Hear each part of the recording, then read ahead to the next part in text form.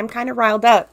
Not a lot of people kind of shared many highlights or lowlights, so I thought maybe not much happened, but I was enraged nonetheless. So It was one of those weird particular debates, and for those watching and listening, we're going to be covering not only just the stuff in regards to debates, a little bit less on the French, a little bit more on the Anglophone, but also some of the activities that happened, particularly after, and in regards to the journalism, media, and a bit of a discussion in regards to what happened there, as I'm sure many people may already know about it.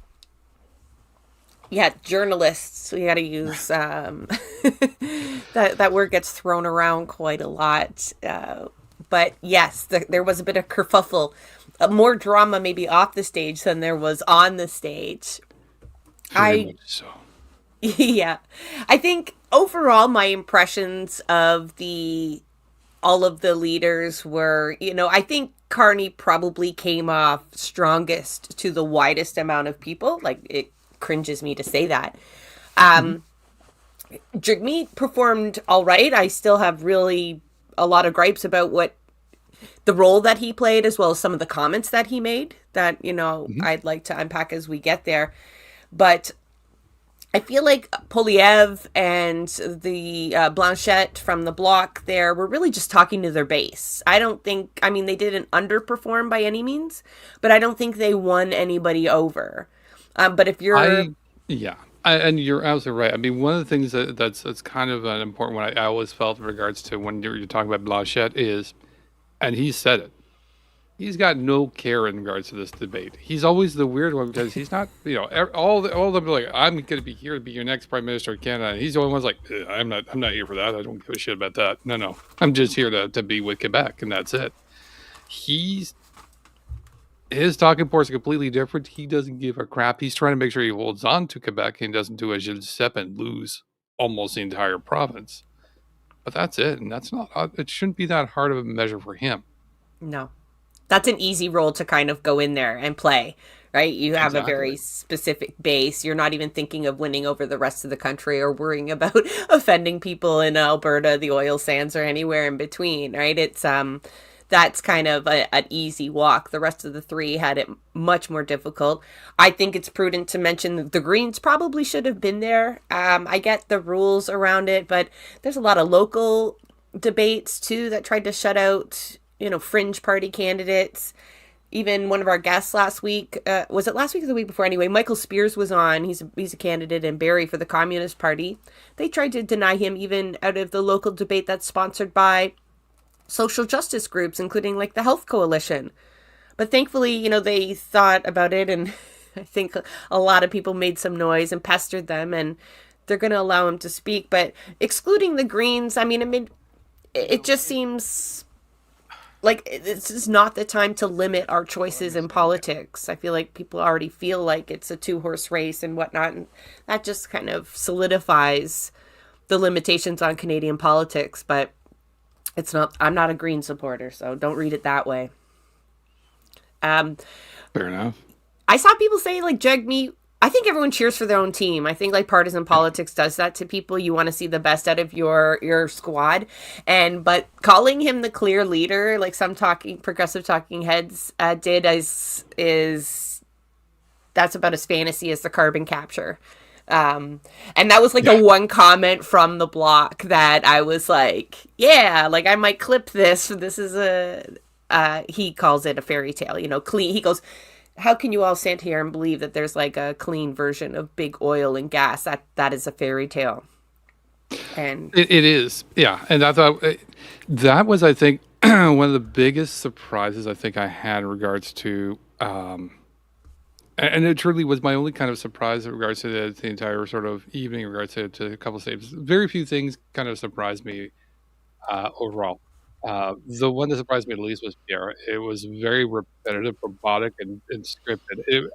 I had problems with my eyes at the end of it because they rolled too often every time I heard hearing him speak. It was just, and during the live, I actually had a counter that we were counting the amount of times he would say the lost liberal decade slash 10 years of liberals. Every time he said it, we had a count of 9 or 10 times that he said it, just repeating it over and over again. But But in regards to the opposite, what was surprised was just how much Blanchet was very, very pro-environment. And again, nothing he said when it comes to the environment, I couldn't argue with anything Blanchet was saying in regards to the environment. It's like, we need to get off of oil. This is a terrible thing. And why would I want to have a pipeline in there? We'll go through the AP and go through Quebec. But he's like, why aren't we trying to push for more oil? Like, this is just ridiculous. I thought, fantastic. He found a way to work immigration into every fucking answer. That pissed me off. General impressions of Carney. I mean, for folks who didn't watch it, we do promise to recap it here as well. So one thing I found interesting at the beginning of the English debate is Carney's talking about why he came into the party or into this race. And a lot of people wonder that because he's got a lot of money. He wasn't previously into politics. We've talked about some ulterior motives that he might have, but people want to see the best in him. And I get that because we're facing Poilievre and the Conservatives. And he tells, I hear you frantically typing. Are you trying to pull up a clip? But he is... Sorry, I'm also rendering it and stuff. So yeah, sorry about that. Do you want to play his explanation as to? Absolutely. This is why Carney apparently entered the race to be prime minister. My apologies here. I'm not quick enough with the clips, but this is... Another thing he also kept saying while you pull up the clip is that he is very different than Justin Trudeau. Because obviously Pierre keeps going after him, reminding everybody that it's been 10 years, that it's 4 terms of Liberals, and, part of that is challenging the government in power. But Carney gets this special place where he's like, hey, new boss isn't the same as the old boss. As much as that's not the saying. He is trying to distance himself from Trudeau, but... Yeah, I might need a minute for it to get that particular clip, because I think I know which one you're talking about. I don't think we get that one prepped. That's okay. Don't worry. I'll just He says he entered the race. Carney entered the race because of all the crises we're facing. And he lists quite a few, which is kind of ironic because he's coming from the Liberal Party. The Liberal Party put us into these crises, right? This isn't to say the Conservatives will take us out of it. I feel like I have to do that disclaimer every time. I shouldn't have to do that, people. You're on the wrong channel if you think, right? I can let that go perhaps. But yeah, he lists all these various crises and he's going to come save us. And isn't that the kind of narrative his Liberals are running with too? And I can see people feeling that, Joe, they're like, he's going to save us from mini Trump, right? They're looking at the US, they're horrified. They notice the similarities in Pierre Poilievre, especially around social issues.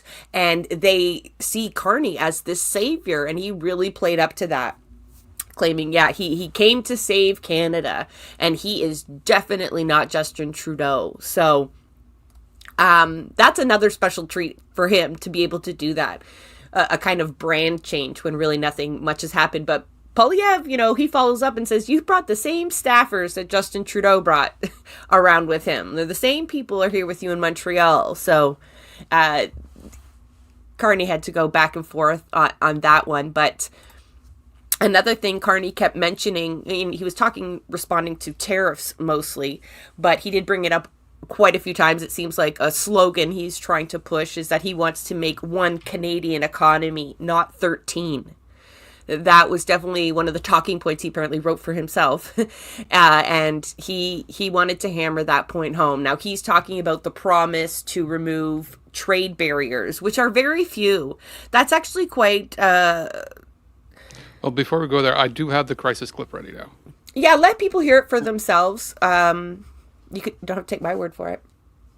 One of the reasons why I entered this contest because of the housing crisis, the cost of living crisis, the housing crisis, and the Trump crisis to help fix it. And I would say, look, the housing approach is fundamentally different because we need a fundamentally different approach. We need to build housing at a rate that we haven't seen since the end of the Second World War. We do need a fundamentally different approach. And with the fundamentally different approach, we can build an entirely new industry. So the question is how?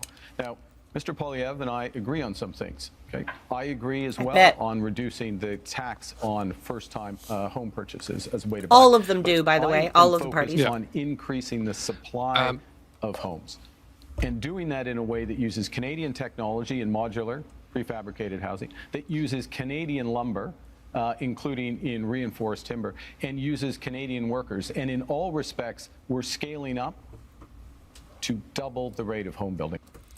One of the reasons why I... Oops. So one of the things, there is a difference between what Carney promised in regards to removing the tax on housing versus what Pierre brought in. And this is an important distinction. Carney says for first-time home buyers, while Pierre just says he wants to remove it altogether for new homes. And Pierre's is problematic because there's no limit. Anybody can get in that case, including corporations who can suddenly buy housing at a much cheaper rate. So it's not really for the home buyers. He's selling for the home buyers, but he's not protecting it for the home buyers. He's going to let corporations come in and purchase them because there's no limits preventing that. And that's not going to help the housing crisis. That's going to make it worse. You're right. Other than that, there's not too much that separates the housing policies of the Liberals and the Conservatives in terms of, they're geared towards lowering the cost of building. They're meaning breaks for developers. And they're assuming that's trickle down in economics, right? They're assuming that the same way we are exposed to wealth from above, that savings as well will be passed on to us, right? It won't cost developers as much to build houses. And so all of a sudden that will dictate the cost of our house, as opposed to this speculative business that real estate has become, right? It's not necessarily how much your house is worth in lumber and labor. It's how much the maximum amount that they can get for that based on where it is and what time of, what part of the cycle economically we're in. And so that's a farce. But both parties, both of the major parties there, that's their solution. Jagmeet had a chance to talk about housing, and all he really did was shit on, rightfully so, though, Carney, or the Liberal record, and what Poilievre would likely do. And that was a theme for Jagmeet through the whole debate, where he was given many opportunities, like the pipeline question, and there was a few where you have 1 minute, maybe 2 minutes, just fire out great ideas that make people sit up straight and go, oh, like Carney's prefabricated homes, modular homes. And people could understand that idea. It wasn't just, we've got to do whatever we can do. Like, that's a slogan, Jagmeet. That was his answer for climate justice. We have to do everything we can, and nothing. He gave nothing specific at all. Yeah, there was no specific plans or specifics coming from him. And it's an excellent point. I don't disagree with in regards to it. Especially, he did go in regards to the record saying, we brought this, we brought dental care, farmer care, everything else. And I totally agree in regards to, if it wasn't for the NDP, we wouldn't have had those programs, for sure. I don't disagree with that. But you're right, there was no clarity in regards to, cool, you did that, but we need to know what the next thing you're going to be. Give something people can get excited to get behind. One thing I wanted to flag about Poilievre's housing strategy, and he repeated this twice, so it's something he's expecting people to get excited about, and we should. The idea of selling Crown land for homes. Yeah. It could be a good idea, because that is the reality, especially for affordable homes or public housing. First, you have to find the land to do it. And quite often, it's a church or a municipality that has an appropriate place of land that they'll use for something that maybe won't turn a huge dollar. So the idea sounds great, but what Crown land? That's not really Crown land most of the places. It's going to be Indigenous land. It's not for you to sell to who? Are you selling it to municipalities, or... That is not public housing just because it's on Crown land. That sounds a whole lot like selling off Greenbelt space, right? Selling off Crown land to developers who are then going to get a tax break and a materials break. And if he's lucky, probably a labor break. And they're just going to reap in all of that money. So that's something to expect from him for sure, because he dropped it so many times. And nobody on the panel, challenged him, nor have I heard any critique of this. So I don't know if that was a new comment from Poilievre or what, but even And I hate these two. I hate Carney and Polyev, but they had housing plans. Agree with them, don't agree with them, but there was something there in that debate for my notes, to say like, okay, this is what I can warn people about. This is what we can plan around. The Bloc, I mean, again, he doesn't really have to do that. That's not his job in the debate, but it was Jagmeet's job there to go hard on the need for public housing. And yeah, I mean, one thing Jagmeet kept doing as well is like there were valid critiques Pierre makes of Carney, but it means shit coming from Pierre because we know he would do worse. And Jagmeet wants to remind people of this, right? Yeah. So, but he ended up looking like the defender of Carney and the Liberals, which he already has an image of, right, as propping them up for so many years to get this, that, and the other thing, right? And this is something he's trying to shed to some degree. And he didn't. Like, Pierre would be looking at Carney, coming down on Carney or the Liberal record, and you could hear Jagmeet chirping. And at one point, you even see Carney at about 34 minutes in. He kind of, I think that's my note. He turns to him and almost is like, okay, that's enough. like you're embarrassing me kind of deal.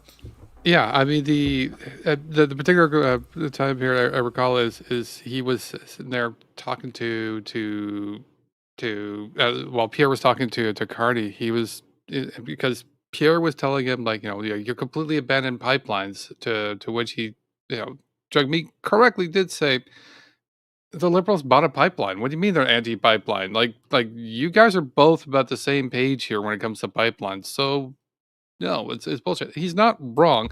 It didn't get presented well, which is a kind of like a kind of an annoying thing in regards to that one is fair, but I'm talking about ones that were like, oh, you would just do worse. He's talking. Yes, he did start you would have a pipeline everywhere. You would just poison the waters. Yeah, how can you say that? And we're all thinking the same thing, right? Like you want no regulations whatsoever. Yeah, that kind of stuff. That's on Carney to do if he's attacking. Like I don't know. I think in that space, everyone's got every reason to come after the Liberals after 10 years of power and 4 terms, and his job was to really present ideas. And the one idea, Jagmeet, I know we're supposed to be talking about housing, but I mean, we will move through the topics like they did a little bit, is border security. How many fucking times did you hear Jagmeet talk about border security? Why? You're right. But the border security thing was interesting. But before we go there was one last point I wanted to make about the housing.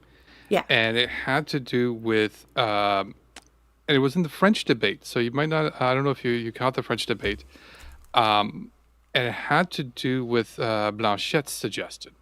And I didn't hear it last night, but I heard it there. And when I heard it, I'm like, "Oh my god, are you fucking kidding me?" And his suggestion to address the housing crisis was to allow parents to lend parts of their RSPs to their kids to buy houses with. And I'm like, no. My first thing to that was just like, no. This is just no. I have no other response except no. No. I mean, you kind of public housing, rent control, right? Other kind of protections for tenants. Yeah. There's so many things that a progressive government should be suggesting and that people are already knowing that we need. And I mean, the debates aren't the best time to hear about policy quite often. I did feel like folks were trying to get across some actual platform ideas for once, although it is full of sound bites, really bad sound bites as well. But let's move on to law and security a little bit. We might not be going in the order that they went in these discussions, but we'll let the tangents kind of take us there. Like I said, hearing Jagmeet talk about border security was maddening. He should have pivoted. The moderator allowed them to pivot so many times. It was really not holding anybody accountable. And there's no way you have to feed into that discussion. It'd be like a one-liner where like border security is not our biggest problem. And then go on from there. But he repeatedly talked about hiring more officers. Although if I have that right, it was 100 officers. Carney wants 1,000 officers. And Polyev is 2,000. So they're all trying to outdo each other at the border, but it doesn't matter who wins. They are going to beef that up. And, when Carney's talking, I won't spoil that. But, the idea is that there is a threat. Now, they had all kinds of reasons for border security. Fentanyl. Carney should know better after all this time and falling for that shit at the beginning of the tariff war, right, where we pretended to spend an extra billions of dollars at the border that we'd already committed to, and we appointed a fentanyl czar. When everyone is screaming from the rooftops, this is at a time where safe consumption sites, so these people have better things to do than having to remind the leader that fentanyl is not a border problem. That's really not the best way to be tackling safe drug supply and overdose drug poisoning deaths and whatnot. And they all know this. But for Carney to say that, I thought, did you just step in that? Was that actually in your notes, or did it just come out by mistake? Because it was a load of malarkey. But the thing that made me the most mad, or do you want to talk about fentanyl? Because Jagmeet also, beyond just advocating for border security, he seemed to blame that for why people, he says, people should feel safe. I should have got you the timestamp for that. But, Jagmeet's going, people should feel safe going to school. They should feel safe going here and there, kind of stating the obvious. The clock's ticking on your time to speak. And he keeps doing this, just reaffirming everything we already know we feel. And then he goes, and so we need to tighten up borders. He does go on to say, which is very refreshing, there are social issues at play when it comes to crime. We want to prevent crime by making people's lives better. He doesn't have a whole lot of ideas on how they're going to do that, but he does go at that narrative where, crime is not just committed by evil people you want to lock up. But then he goes, of course we want horrible sentences for horrible crimes. So this was just... Not that I thought the Green Party would do any better on this point, but it would have been nice to have one voice up there that wasn't playing into this law and order shit. Jagmeet was kind of talking out of both sides of his face there. He did give us something, but it didn't make up for all the other comments in my mind. No, and we're getting to Pierre's view in regards to legal system a little bit later. But yeah, the border thing, I don't know. Obviously, if it comes to conservatives, they're always concerned about the border for some reason. We're all going to be running in from the border, and there's going to be hordes and hordes of people. It's going to it's going to be horrible. I'm like, sure. Right now, my concern about the U.S. border is not going to be, whatchamacallit, immigrants trying to come across right now. Except there is, some people did state there is definitely something in regards to,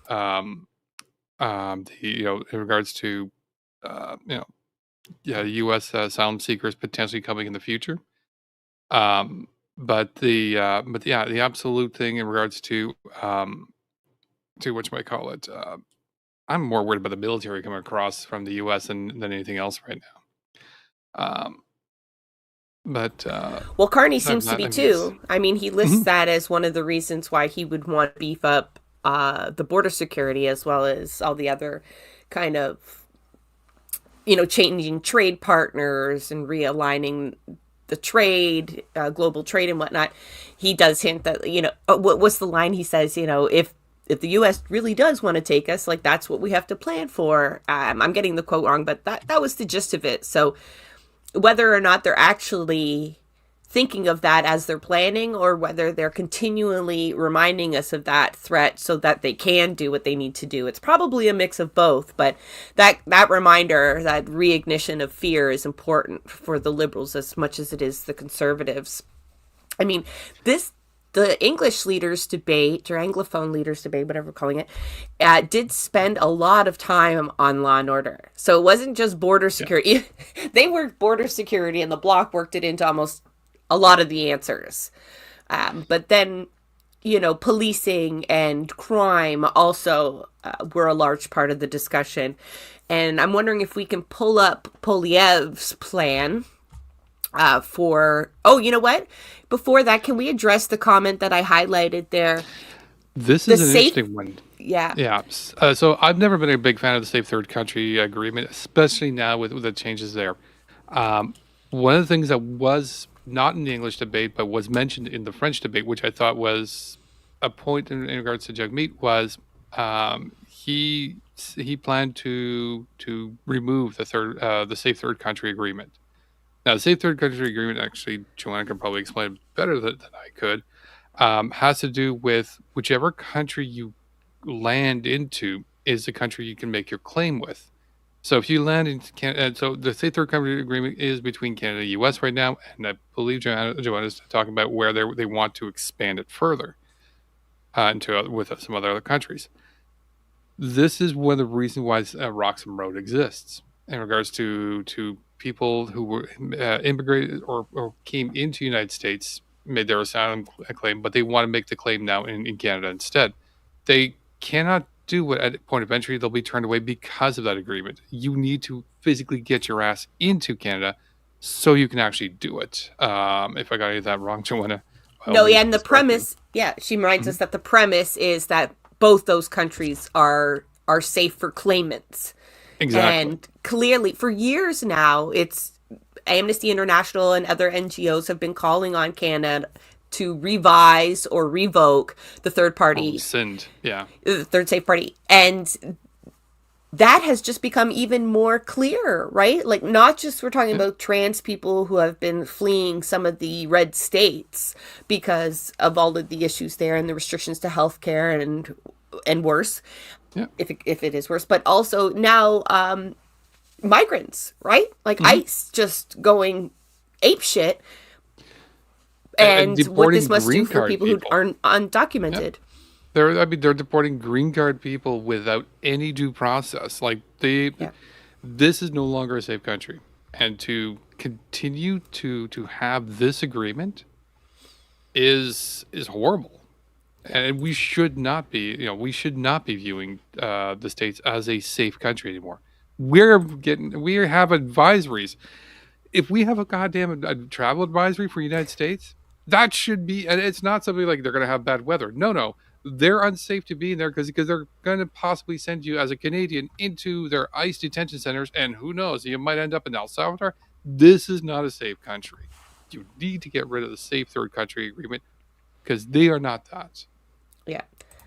Yeah, and that was implied by, like, nobody challenged. That's another point that wasn't challenged. It was just accepted as truth that we are in danger of people coming over the border. Also guns, and fentanyl. And guns, obviously, we know a lot of the illegal guns that are used in crime do come from the United States. Like, that's a valid point. But most of the time, they were going back to people as a threat. And to see that not challenged is another one of these, I think, missed opportunities for Jagmeet and the NDP to kind of stand apart from the other parties on this issue that is very also tightly tied to fascism, right? Increasing the police state and closing your borders and looking at or framing folks from outside the country as threats to security. This is just feeding into that mentality. We're allowing Trump to, define how the globe reacts now to migrants. Not that they were generous to begin with. I mean, freedom of movement has always been an issue, but we were just kind of feeding into it during that debate as Canadians. And I mean, that's typical, I think, of a colonial state, I suppose, but not very promising in terms of immigration. But let's go to the more like the policing side. So a lot of them were asked about crime and how they would address crime. We already talked about Jagmeet's response. I'm going to make a note there. But it was Polyev, obviously, that had the most problematic response to the law and order question. Do you have that clip, Joe? I do. If you take a look at the bottom there. So I'm assuming you're talking about this one you here. Can come back the three strikes law he proposes. But my question for you in this segment is, Indigenous people are statistically overrepresented in our correction system. Are you concerned that your Tough on Crime platform will make that worse? I'm concerned that Indigenous people are disproportionately the victims of crime. I give you the example of a wonderful group of Indigenous people who came under attack in Saskatchewan, and many of them were murdered. The killer was out of jail after 60 prior convictions. This is the result of 10 years of liberal laws that allow the same offenders to be released dozens and dozens of times, even when it's known they are a danger. We can't risk a fourth liberal term of soft on crime policies. We need a change. And the Conservative plan for change will bring in a 3 strikes you're out law. 3 convictions for serious crimes, you go to jail for at least 10 years, maybe for life, no chance of parole or bail. We will bring in life sentences for traffickers of fentanyl, human beings, and guns. And we will secure our borders to keep the illegal. Oops. Ugh. So That's okay. We don't need him to say that word. yeah, his entire thing is bull. It's completely bull. I don't know about this the 60 priors and release thing. I have to go check that out. But in regards to, like, we're releasing all these people back in the public, if they're offenders, and it was called out a couple of times in regards to it. Like, name a case where this has actually occurred, where somebody who murdered multiple people was released. It's not. Bernardo, one of the worst ones I think that everybody with as old as us that could recall, he's never getting out. They're always like, oh, how can he get parole? Everybody has a right to get parole. Doesn't mean you're going to get out. It's just the way the process works. And is the process working? Is he out? No. I guess it's working. He's not getting out because he's got flagged dangerous offender. And you're a dangerous offender, you're not coming out. That's it. That's all. He is just ramping up the idea that be afraid. These people are out to get you, when we already have a system that actually addresses this. He's doing it he's doing it to whip up the base and get them afraid. And you've had the right wing media that is telling you that everybody's out to get you, and this guy's just trying to plug in and going, I'm going to deal with this crazy, scary thing that we keep telling you about that's not really there. But you know what? I made you afraid of it. I'm going to fix it. Kind of Trumpian. It is very, very Trumpian. And, just to clarify for folks, the 3 strikes law, he goes on to say, you won't get out and you won't get bail. I don't know if he's misspeaking because, they're in a debate. They don't get to correct themselves. But I screamed out, what do you mean they don't get bail? I mean, bail is what you get when you're arrested before conviction, right? Or before getting not convicted because you are presumed innocent. So he's talking about denying people bail at the same time. And it's just, he never does, like, this is typical too. He doesn't address the question that the moderator posed to him about Indigenous people being over incarcerated. Because he admits that it will be a danger to them, because he doesn't propose anything different other than adding more police officers, strengthening their powers, creating more laws, even though they go against the charter. I love how Carney points out that this is like the anniversary of the charter today, 43 years ago today. And Pierre's like, I don't care if it's unconstitutional. He says in that clip, if we played it on, we don't have to listen to too much of Pulia, but that he would use the notwithstanding clause. So then that gets into a question of like, I think all of them, maybe not all of them, but they asked Carney, would you, or what do you think about the notwithstanding clause? And that's such a touchy subject with the Bloc in the room. And the Bloc did not like anyone's answer to that. He was just like, let everyone speak. And then it's like, wait a minute. Okay, for folks who maybe aren't politically, or who don't know what the notwithstanding clause is, it allows the provinces, and apparently the feds, but I thought it was for the provinces, to ignore the charter to pass legislation.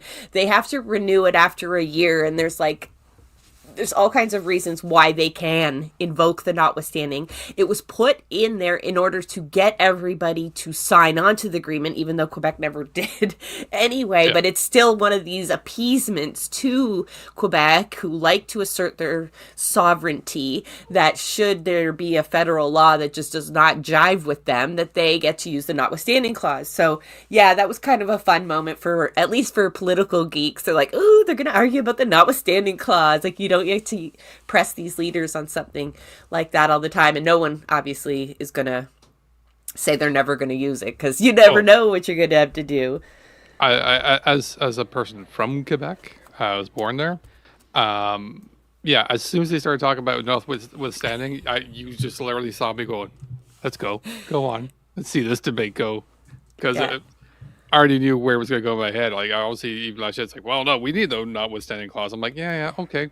Go on. Tell me how well you need to suspend the Constitution. The entire thing is an insane. Like, I've never liked the notwithstanding clause, and I don't think anybody should like the notwithstanding clause. It is to suspend the Constitution, or the Constitution, or the Charter, more accurately, to suspend the Charter for your law is a horrible thing. And I thought, what is it? Most of the leaders obviously were, I think Carney and Singh were both saying kind of the same statements in regards to, you shouldn't need to suspend the Constitution to pass your law if your law is good. Like, That's the idea. Yeah. having to suspend charter rights. This isn't good. This isn't a good look for you. It means that something you're doing is going to be detrimental to somebody's rights, and that can't be it. And if you're trying to pass, and you're trying to shove things in, and you're just using notwithstanding to shove it in there, that is a horrible precedence to start. And I believe as both, I think it was Singh or guys saying, like, where does it stop? If you're going to do it because the three strikes rule is where the whole notwithstanding sort of came in there, because trying to do three strikes you're out will violate your charter. And Pierre came out and said, well, I'll just use notwithstanding to get it in there. And then Singh came out and said, and I believe on the Quebec side, it said, if you start with that, where does it stop? We call it a Because slippery Quebec hasn't slope. stopped using notwithstanding. Yeah. No. And it is a slippery slope. It weakens the charter. Lots of reasons why we don't particularly like it, but it is a political tool that they use. He ironically says, he's going to break the charter to secure the charter rights. Obviously, they've been working on overtime on crafting these talking points for Poilievre, and he says he's going to protect, our charter right to security. Isn't that interesting? Are you going to make sure everyone is housed? Because that is a big security issue for people when we're talking about safety and living in peace. Housing falls into that. The ending of police brutality would surely fall into that. That is a slippery slope, Pierre, that I will gladly let you climb up or slide down, right? Because that he has no interest in securing that right for us under the charter. There's a lot of rights in the charter we do not enjoy because there are no economic rights enshrined in the charter. You can discriminate based on class, amount of money people have. You can restrict the rights of people if the government can argue they just don't have the money to make sure everybody enjoys that rights. There are so many outs in our charter beyond the notwithstanding clause. But if Pierre is determined to secure our right of peace, and I am happy to let him do that, but not like this. Carney kind of admits, he's like, that is a bit of a dangerous slope. And one thing I give him credit for, and I hate doing this, it pains me, Joe, to say like, oh, Carney did a good job but he stood up there and warned people against politicians like him. He says us. He doesn't, he could have just said Trump, right? And we would have been like, yeah, like the Americans, we're never like that. But he did issue a very valid warning to Canadians to watch out for people like us. He knew he's in that we've had Ashley on and she talks about like this man has been in the inner circles of banking and global economics for years. If we're talking about the people pulling strings and whatnot running the planet, this is the economic class that does that, and he warns us of that. And I thought, I bet you the other leaders on stage were kind of like affronted. I didn't record their response, but like, you mean me? Like Jagmeet's going, not me. Don't you group me into this? But that was unusual to come from the prime minister, and the same prime minister who repeatedly actually implied that he would be forceful. There is, before we get to that one clip, but that is your cue. We're going to, he talks about maximum force at one point, and that he would have to do things, with a strong arm. I don't think that's the language he uses, but he does give that as a theme throughout. Before we move away from law and security, though, I'm sorry, Jagmeet, but I do have another bone to pick with you, my friend. This was like T-ball. The moderator asks, why didn't I give you the timestamp for this? Because this one, like, I was so mad. I had to rewind it. There was a few times I had to rewind and see, did you actually say that? And he had this golden chance where the moderator, I don't even think I'm paraphrasing. He quite literally, I think, asked him, what's wrong with the RCMP? Joe, let me tell you, I know they only give him 2 minutes, but how long could you go on about what is wrong with the RCMP? Do you know what we got out of him? Yeah, there's been some concerns of violence, inappropriate violence, and that was it. And then he goes on to say, we actually need a top-tier police force, and I am going to hire more border officials. And that's how I'm going to keep people safe when they're going to work and to school. And I was fucking horrified. You had just had somebody bring up on stage the fact that Indigenous people are facing over-incarceration. And then there's basically a follow-up, what's wrong with the RCMP question? And you decide to just like really let that one go. How many times on a national stage would you have a moment? You have members that in great numbers put forth a defund the RCMP motion. It was highly supported. It didn't get passed only because of the shenanigans the NDP pulls. But, that's where your members are at. And you suggest we need more of them, and they're just not trained enough. And you really underplay the level of violence they have inflicted on Indigenous people in this country, their history of within colonization and whatnot. He had a golden moment to work at reconciliation and whatnot. And just let's look at the clip here. Yeah, give me time to cool off, Joe. Absolutely. Thank you, Mr. Polyev. That's time. Mr. Singh, your question is about the RCMP. Because I don't even know if I want to hear it. RCMP reform in your platform. What, in your view, is the problem with the RCMP? Well, some of the basis for this is the concern that's been raised in more rural communities and northern communities that there have been some serious concerns about violence or inappropriate use of force when it comes to the execution of their duties. We want to make sure that we've got a top-tier police force that provides security and safety to those communities in a way that's sensitive and understanding of the communities they're serving. I also think what's very important is for Indigenous communities, Indigenous policing. This is an area of deep concern. I think everyone in our country should be safe. You should be able to be safe at home, safe when you go to work, safe if you take public transit, safe for your kids to be able to play in the local playground. And that's something I'm committed to. And the other area that I'm focused on when it comes to public safety is making sure we prevent crime before it happens. And that's why we want to see increased investments in our border security. We saw under the Conservatives, they cut 1,100 border officers in one day. So that prevented our ability to keep our borders safe. That stops those materials. He goes on to talk about borders again, by the way.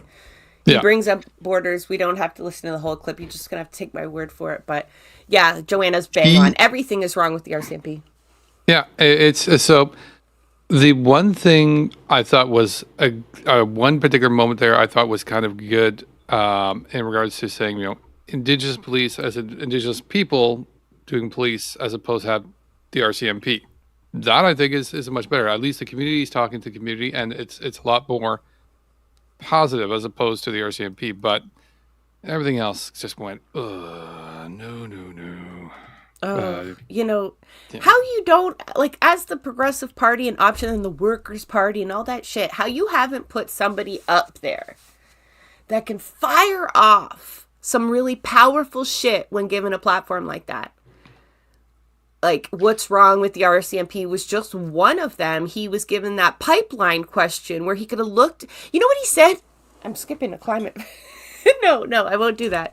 We'll save it because he kind of blew the pipeline question as well. But is there anything else on law and security? I mean, they did spend a lot of time with it, and I think we've kind of flagged. Carney, talks about gun laws a lot, and that upsets Polyev. There is one other thing in regards to that, in regards to, and this is a Carney issue.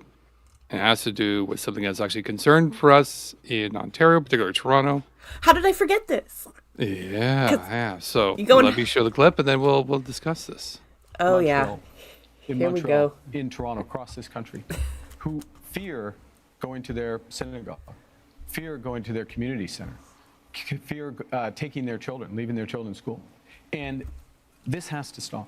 It's totally unacceptable. So what we're proposing is to make it a criminal offense to threaten or to impede anyone from being near or going to their place of worship, their school, their community center. Motherfucker. Can we say that on YouTube? Like, yeah. Okay, so you've heard us talk about the now. bubble law. Yeah, and I'm in the middle of writing an article, too, on the bubble law that Toronto is proposing, and I have to completely change tact because it's like, you guys can work municipally all the fuck you want, but it looks like no matter if it's the Conservatives or the Liberals, you're getting a federal bubble law. And which means there will be certain types of buildings. He names a few, talking schools, churches, community centers. There's they can really stretch how many buildings they can use there and prevent people from protesting within X amount of meters from it.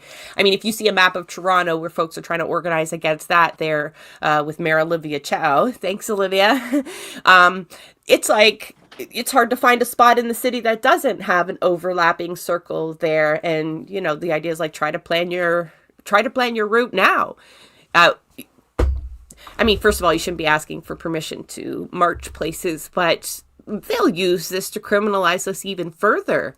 And to hear this being proposed at a federal level is, it's hard to, I want to say mad, but mad doesn't quite sum it up. It is kind of scary too. I think about how many comrades are going to be hauled into jail now, because you can't just follow this law. It's not acceptable for them to allow to shape it this way, right? The way that we can rise up. Shaping it this way, and this is going to be like the this is going to be a multi-year struggle because it's going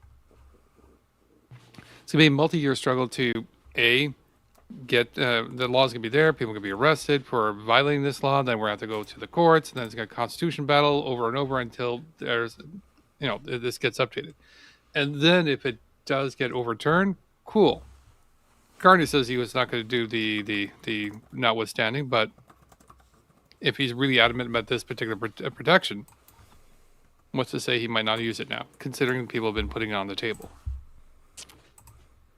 Yeah, well, it's passed in quite a few municipalities, and it's gained traction, right, with this theme that the Jewish community feels so unsafe against the protests against the genocide. And that is from the manipulative Israeli lobby that frames anything anti-Israeli as anti-Semitic. We've talked about it at length on this show. I imagine if you're watching, you already know that. And so this was meant to protect people going in for abortions, this law. And one thing that Carney, when he's talking about this, he even acknowledges this isn't something we should do as Canadians. And I don't know if he means protesting outside of a school, but the way he framed it actually made it sound like he regrets having to put this kind of law in place. He admits it's un-Canadian to restrict freedom of expression like that and protests like that.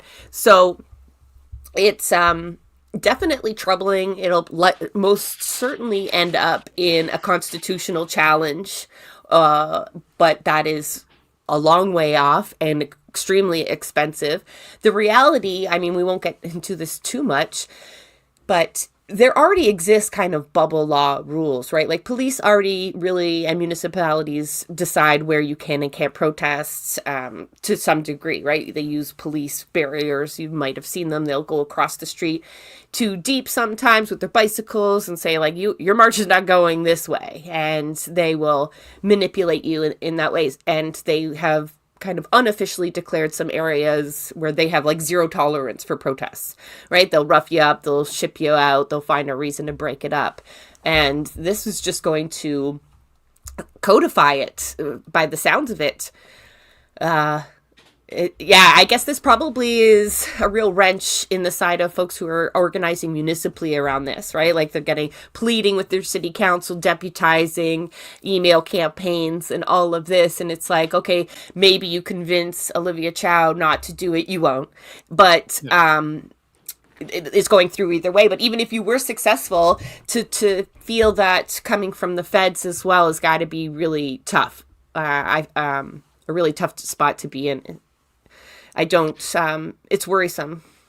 It's massively worrisome because, I mean, I keep thinking of the particular, the only synagogue that I can recall, or at least in Canada, was the one in I believe it was Vaughan or Thornhill, where they were using the synagogue to sell Palestinian land. And what this particular law and message is going to say, hey, you know what? If you're going to do something that's going to be politically problematic, just go do it in a church. Go do it in a temple, synagogue, not a problem. Just go do it there. Even community centers, right? Yeah. Even exactly. like community go do centers. It in one of these places. We will protect your internationally illegal activity. Not a problem. We got your back. And I'll tell you that I was at that. It was in Thornhill. It was outside of a synagogue that was selling stolen land from the occupied territories. And they had been moved from a cultural center over to this location because they didn't want anything to do with it because it was so fucking immoral, and they knew it would be met with resistance because that's how society works. You don't have the freedom to behave any which way you want without any repercussion or pushback. And I'm sorry if a fucking circle outside of your building when you're doing something loud inside upsets you, but you should feel unsafe in those. You should not feel safe selling stolen land. I don't care where you're doing it from, but they will use this. I've said this before. I feel like I'm probably talking to the same people, but they'll use this to deny protests even outside of like MP offices, because we've seen outside of Freeland's office, there's often protests because we know why. I mean, it's Chrystia Freeland. Million reasons to be outside of her office. But if you go outside there with a keffiyeh and start protesting a genocide, people will take a photo of you with the JCC or whatever one of the community centers is right there near her office and say you were actually protesting a Jewish community center.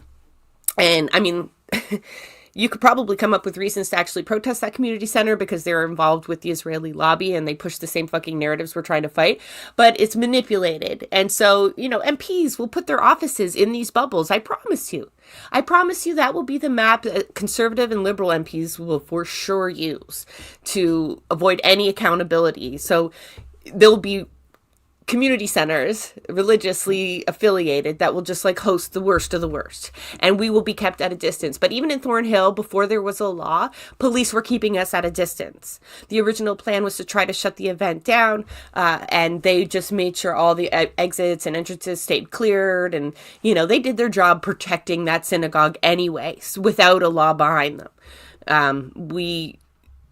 It's not like people didn't try to get close, but we were thwarted. So, and that is the comment I got from some folks in Toronto when I asked them to comment on the proposed bubble law is, yes, of course we're fighting it. Yes, of course it's awful, but in reality, it already exists to a certain extent. So, yeah, again, it was one of those things, no pushback, but I feel like they went to commercial. Oh, you know what they went to right after that we should probably listen to? It's kind of fun. Such a nerd. The moderator asks the four leaders what they think the biggest threats to Canada are. and they each get like, I don't know, it's like a minute or maybe even 30 seconds. He makes them answer. 10 seconds each. It felt like longer, Joe. It felt like longer. Absolutely potential. Well, then that's a really good went over. All right, let's play it and then rip them apart. 10 seconds from each of you before this segment's out on what you perceive to be the biggest security threat to Canada right now. 10 seconds each. Mr. Poilievre. The physical security threat to our country is the rampant crime wave that is running out of control. After the last decade, we had a 116% increase in gun crime. We need to lock up the criminals. I got to hold you to 10 seconds. Mr. Carney? Well, no concept we're in the of security section. I think we didn't have a chance to talk about anything internationally. I think the biggest security threat to Canada is China. China, you What? say? Yeah. Mr. Singh.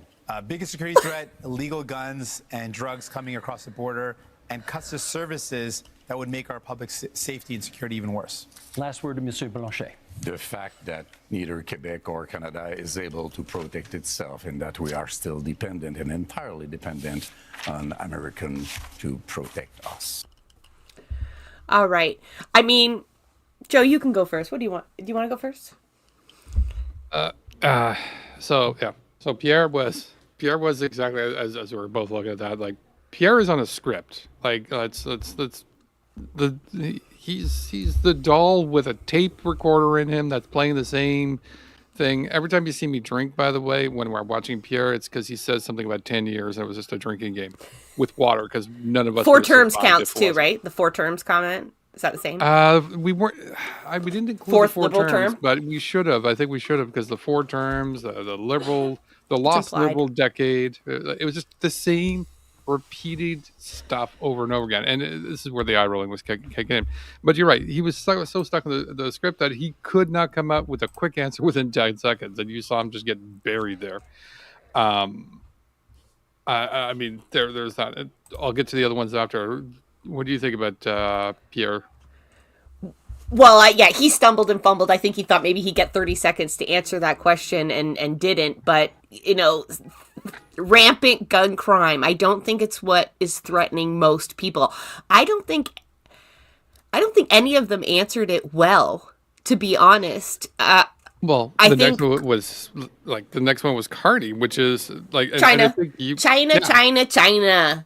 Sounds it felt like such a weird left, out of left field kind of response. Like, I think the biggest threat is China. I'm like, yeah, like what was he looking What? at his notes and China's still there in bold and he's like, gasp, did we get through all this border security and I didn't get to shit on China? Like, yeah, he didn't get to follow up. Nobody asked him anything. It's just, he dropped that bomb, kind of like the bubble law. And we move on. There was a fair amount of we moved on some stuff like no this one's good, we should unpack this one, no gotta move on. Yeah, well, that's what we're here for, right? To unpack it now, because it's funny to hear him say China's such a threat when every other comment he mentions, he talks about Trump or tariffs or the threat of upending the trade system that he so carefully crafted for everybody. He had plenty of time to maybe bring up China and didn't. So it seems really disingenuous to have nothing else but oh yeah, China. I forgot to red bait, It was just such a weird thing to again, still such a weird thing to go with, because I'm like, you could have gone with the low hanging fruit of just the U.S. The U.S. The crisis the bloc. The bloc's answer, I don't think that is our biggest threat. I think capitalism. Mm-hmm. I mean, again, me 10 seconds. Just look at the camera and say capitalism.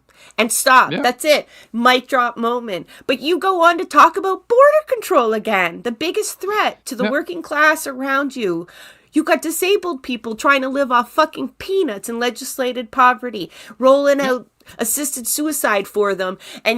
Or I can come up with a million other things. And you decided that our biggest threat was illegal guns and drugs coming over the border.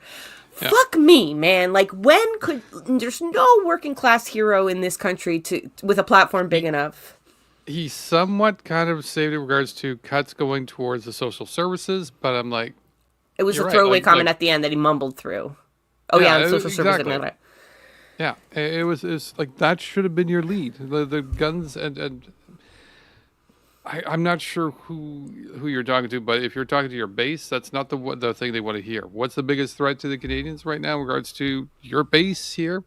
It's going to be, should have been starting off with the cuts of services, and then going into the fact that this the effects of the trade war with the United States is going to cause a bigger effect. We need to have better secure programs, boost EI. Yeah. He had some good points. I don't know why he wasn't using them. He talks about Arctic security too. I didn't bring that up earlier, but he thinks that we're too dependent on the United States for our Arctic security. So that's a whole bunch of red baiting as well, right? He's implying Russia or China is like we need to put more submarines, and that's on the NDP platform as well as increased military spending. They didn't get to brag about that or outdo one another at the English debate, but it's something on the campaign trail that they've all kind of promised to, all of them, more military spending, more Jagmeet will build them here in Canada. That is supposed to be our consolation prize on that one, but yeah, they're all kind of united on that. There was a few times that, you catch Carney and Jagmeet, with Pierre beside them, obviously making them up, but just like looking at each other and smiling and laughing. And I was like, even if you're feeling that is only benefiting Carney, Jagmeet. Like, you should stare that man down like he is the enemy he is of the working class. People will resonate with that because that's all you've got. Anybody who thinks Carney's half decent is going to vote for him right now out of fear of Polyev. The only people you've got any hope in spurring is the far left, who are just like, fuck yeah, I want an alternative to the Liberals.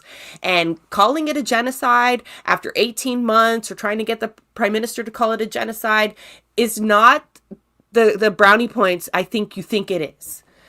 That is not going to be enough to get people to go this late in the game. I mean, it's something. We'll take crumbs. We always do, but that wasn't enough. And I don't think anybody kind of named the bloc probably summed up how most people are feeling. They probably see the United States as the biggest threat. But the reality is, it is capitalism. And not just because, rich guys are running the world and making us broke, but we've ceded all our power, too. So all these other threats that you might think, like fucking climate change, could somebody not say the planet is on fire and we are not doing anything to stop it, and that is a biggest threat? Like, it doesn't have to be something specifically nationalist. It doesn't have to be like our maple syrup fucking stock or anything like that. Like, you could say that the planet is on fire is our biggest threat, but no, nobody said that. That's not true. That's not true. Yves Blanchet did say it. Did he? He did. He was not the exact words of the planet is on fire, but he's like, no, like, that he didn't say it in regards to security threats, but he did say during the debate in regards to like, no, the environment, we need to work on it now. So he did say it, but you're right. It's none of it's sitting as a current threat during that 10 seconds as part of the reasons of threats to Canada is climate change. So let's move to energy and climate then, because thankfully they did spend some time on climate change because that is, I think, one of the questions I think to Jagmeet is, do you think people are still concerned about climate change?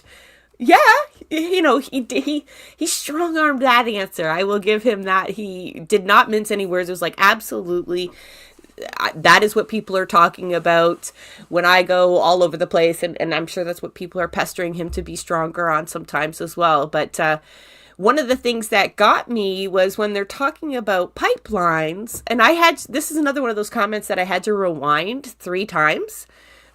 Also because my kids were running amok. They're home on Easter. But it was that he says, well, there's really no pipelines to worry about right now. I believe it might have been during the notwithstanding, like, would you use... He was talking about the prospect of having to, like, strong-arm pipelines, I think, through Quebec, essentially. And he was like, well, basically, like, there's no pipeline projects on the go right now. Oh, no. He was asked, sorry, will you commit to no more pipelines, basically? Like, do you think we need any more pipelines? And a wishy-washy answer ensues, and he implies that there is no pipelines, that he doesn't really have to answer that question right now. Are you fucking serious? He is so chummy with EB over in BC, and there are multiple pipelines. Does he think he's just talking about oil? Because LNG is a thing. Is somebody not briefing Jagmeet, or did he misspeak? I don't know. I saw a few people tweeting about it. Not enough people grabbed on to the points that he really flubbed, honestly. This is what partisanship, or people just don't care what he's saying anymore. I don't know what it was, but that line was a big red flag. Like, you should have been like, no more pipelines. And then, hey, why don't you take that opportunity to remind people how bad LNG is?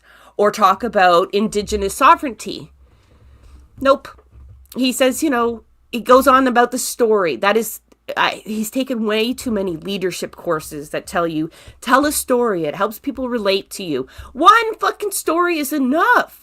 He starts every answer that you have a minute for. Well, I met a mother and her son can't go outside because of the forest fires. Then I became a dad, and then my kid couldn't go out because of the forest fires. And everywhere we look, there's smoke and all these natural disasters. He spends so much time saying what we already know and trying to relate to people. You have a minute. We want to hear what you're going to do about it. So he goes on, and he actually doesn't give one thing that he would do to fight climate change. Not one. He says, talking about building a grid, a national project. Is he talking about an electrical grid? He's not quite sure. He says we need to make low-cost energy. And then he goes, I absolutely agree with everything Carney talks about extraction, that we have so much mining extraction possibilities here. Because that's what Carney went on about. Not only is he ready to just ram through any pipeline we need, fuck Quebec. Like, he basically says that. But he's like, yeah, well, we'll just have to do, this is his line, we'll have to do everything we can. I mean, how many climate justice activists are watching this debate that they want to know specifics? They want to know, what are you going to pledge? Anything. And he really gave them nothing. So, yeah, what did you feel like everybody was on climate and energy? I mean, energy was really the focus there. Yeah, it was very much the climate and energy. There were some interesting points. One of them that I remember a lot of people, myself as well as a few others, Pierre's insistence on going through the pipelines, and to the point where he was open to the idea of just violating Indigenous rights, like just to hammer it through, and they just could not. It's just not something you can do. Like you didn't like the Wet'suwet'en protest. What do you think is going to happen when you try to run a pipeline through the entire place? And while Carney was talking about doing a pipeline there, I think Yves Blanchette also brought in one particular point. Again, he was very much in regards to the environment. He was very much against the idea of having a pipeline going through Quebec. But the most important thing that I thought was absolutely fantastic. Everybody's like, like Pierre is all like, "Oh, we need this pipeline. It's going to be fantastic, and it's as soon as it's in there, it's going to be good." And he brought the first fantastic point, which is, you want us to be independent from the United States? Cool. But that pipeline that's going to go from the west of Canada to all the way to East Canada is going to take you roughly 14 years to build. What do you do between now and then, bro? Like, yeah. This is, and in 4 dimensions here. And I've always had this kind of thing. You want to build this massive pipeline while we're currently working on trying to get rid of these fossil fuels. You're investing in something that's going away. And again, not saying by the end of the entire, as we're moving away from fossil fuels, that we're still not going to have oil. It's true, we still are, because there's still some manufacturing uses for it. And when it's brought in a better way, in regards to, we no longer use it as a fuel source for a lot of these things. We're going to be able to use what we still need it for in a much more balanced way. But we're not going to be needing quite as much of it.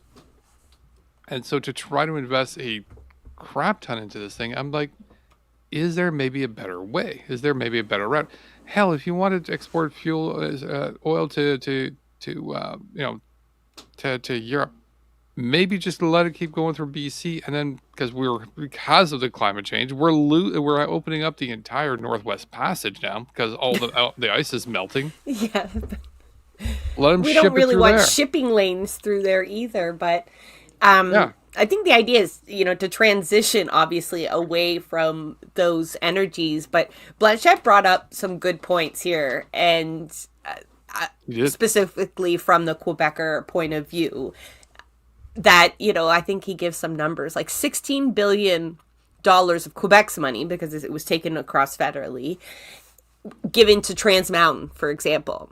When Quebec has invested massive amounts of money in building hydroelectric power. And he brags about we don't need your fucking pipelines. We'll be fine. So tell me why we're paying for your pipelines, because we're not reaping the benefits from it and you keep taking money from us. Not to mention you're threatening our sovereignty to facilitate it. And so, he's kind of, that isn't the role, we should play as provinces. Like, this is my money, your money. I mean, I get it. But it is a legitimate gripe that they make all these investments in energy, and then they also have to make investments in the rest of Canada's energy, and it's dirty as fuck. So, I don't like to give him points. So I thought it was a brilliant thing too, in regards to Blanchet when he was talking about the money, because again, it was definitely a shot also at the West. In regards to, like, because the West is like, we're always giving money to Canada, but we're always giving money, and for him to drive, like, we gave you guys a couple of billions in regards to building your damn pipelines. And I just felt that, as he was saying that, it's like, yeah, we keep giving you guys monies for this, so you can actually maybe shut the hell up in regards to all the money that you guys are sending across to all the provinces.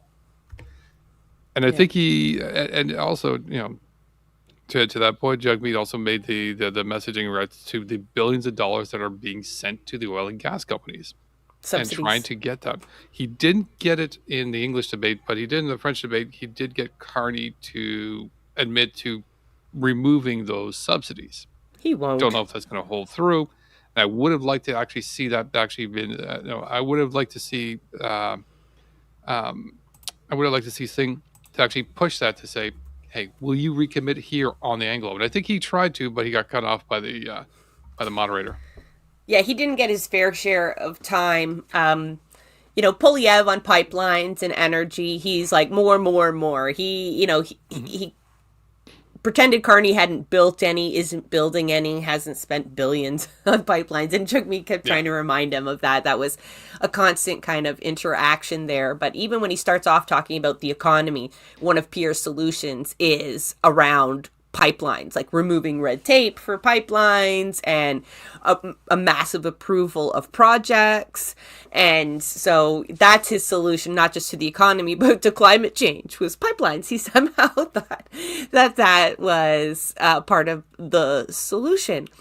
He gets really hung up too on Bill C-69. He needed to make sure C-69, that everybody knew what it was, well, at least from his point of view. He brought it up a few times. He calls it the anti-pipeline bill.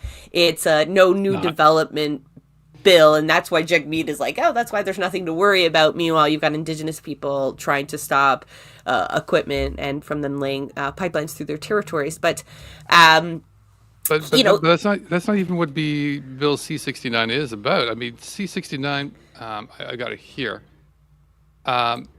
It's all it says, and the title is an act to enact the Impact Assessment Act and the Canadian Energy Regulatory Act, to amend the Navigation Protections Act, and to make consequential amendments to the other acts.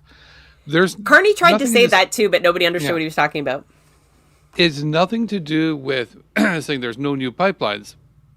It's you're now more required to make consultation, particularly with Indigenous communities, in regards to build your pipeline. You're just not allowed to plow through an Indigenous community because it's better to go through their community than the other community next door, because that's your constituents or whatever. Polyev, the next. I'm sorry, I did not mean that.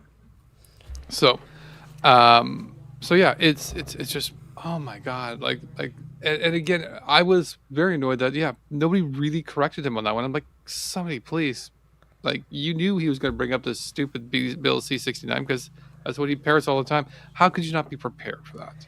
Well, I think fight back on that. Yeah, to be fair to Carney, which I hate doing, the format didn't really allow. He really did try to have that response going. It's just like an assessment. There can be changes made, and then, but also he had Jagmeet shouting down Polyev, talking about no new. What do you mean? There's no new pipelines? It's happening. So I think given more time and time and space, I imagine they're like sitting there crafting all their responses post debate, right? Like, where did we fuck up? Where do we have to kind of tweak our messaging? That'll probably be one of them. Hopefully they're going to reassess the clip that I interrupted you with. I'm sorry, because we were talking about Indigenous consent and putting pipelines through Indigenous territory. The moderator looks up and he gives this question right to Carney. Mr. Carney, how would your government fast-track pipelines and mining projects while also following the Supreme Court decision that requires consent of Indigenous communities? Well, I think the first thing, and this goes back a bit to where we started, which is recognizing that we are in a crisis. We need to act with maximum force, and having a process and a consultation, but a consultation with a purpose, which is to identify those projects, those investments of national interest that are really going to move the dial in terms of growth, jobs, energy security, while being consistent with long-term competitiveness, which necessarily means lower carbon. And so part of that process is ensuring that First Nations, Indigenous peoples, are there from the start. It also includes their ability to participate fully in those projects, and that's why, and I know I can tell, like, you've got to tell on when I've gone on too long, so I'll finish up, which is, that's why we're doubling, our proposal is to double the Indigenous Loan Guarantee Program to $10 billion. What does that actually mean? It means an ability for them to invest equity in those projects and be full part. He's gonna give them loans. So what he's talking about there is they ply Indigenous nations who have been kept in relative poverty through the colonial state.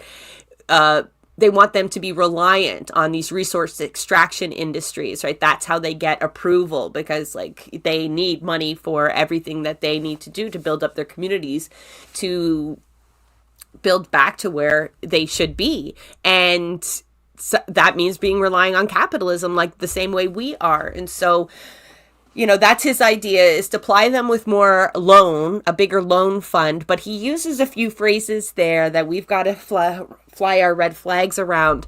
Maximum force, like he's directly responding to the need to get Indigenous consent on energy. And he's like, well, we're going to have to respond with maximum force. And he says we will have negotiations or consultations, but we'll do consultations with purpose. And anybody who has looked at the history of negotiations and consultations with Indigenous groups will know that it's just lip service. And it's a farce, right? They take consultation, but then they don't listen, right? They don't make decisions based on the feedback or the refusals of the Indigenous community. And they don't address all the other concerns, right? As soon as they get approval, they're like, oh, that's it, right? That's all we needed. And so he's basically promising to continue this kind of relationship with Indigenous people around climate change, around building pipelines. So there's a lot of climate justice activists who, read his fucking book and are thinking he is going to be some sort of answer. But he's been very clear now, very explicit. He is going to push through pipelines. That's likely why he dodged the notwithstanding clause, and that, he did mention that it might be a danger, but he's talking about getting things done because we need to get them done because there's a threat, right? And that is just a great thing for politicians to have you scared as shit because you will agree to so much. And infringing on Indigenous people's rights is apparently something that we just have no problem with for the most part here in Canada, so-called Canada. So that's a huge red flag for this people. Point. It's not an endorsement of it at all, but yeah, we haven't had a problem with it for quite a while, and it's you still hear a lot of people's in regards to a lot of people's language. I mean, look at Pierre, his language towards the towards the indigenous protests versus the convoy protests. Yeah, something as basic as that. One thing I imagined Ashley's head exploding. I even tweeted at her this morning. I hope she thought it was funny. But when Carney really early on opens up almost talking about carbon capture.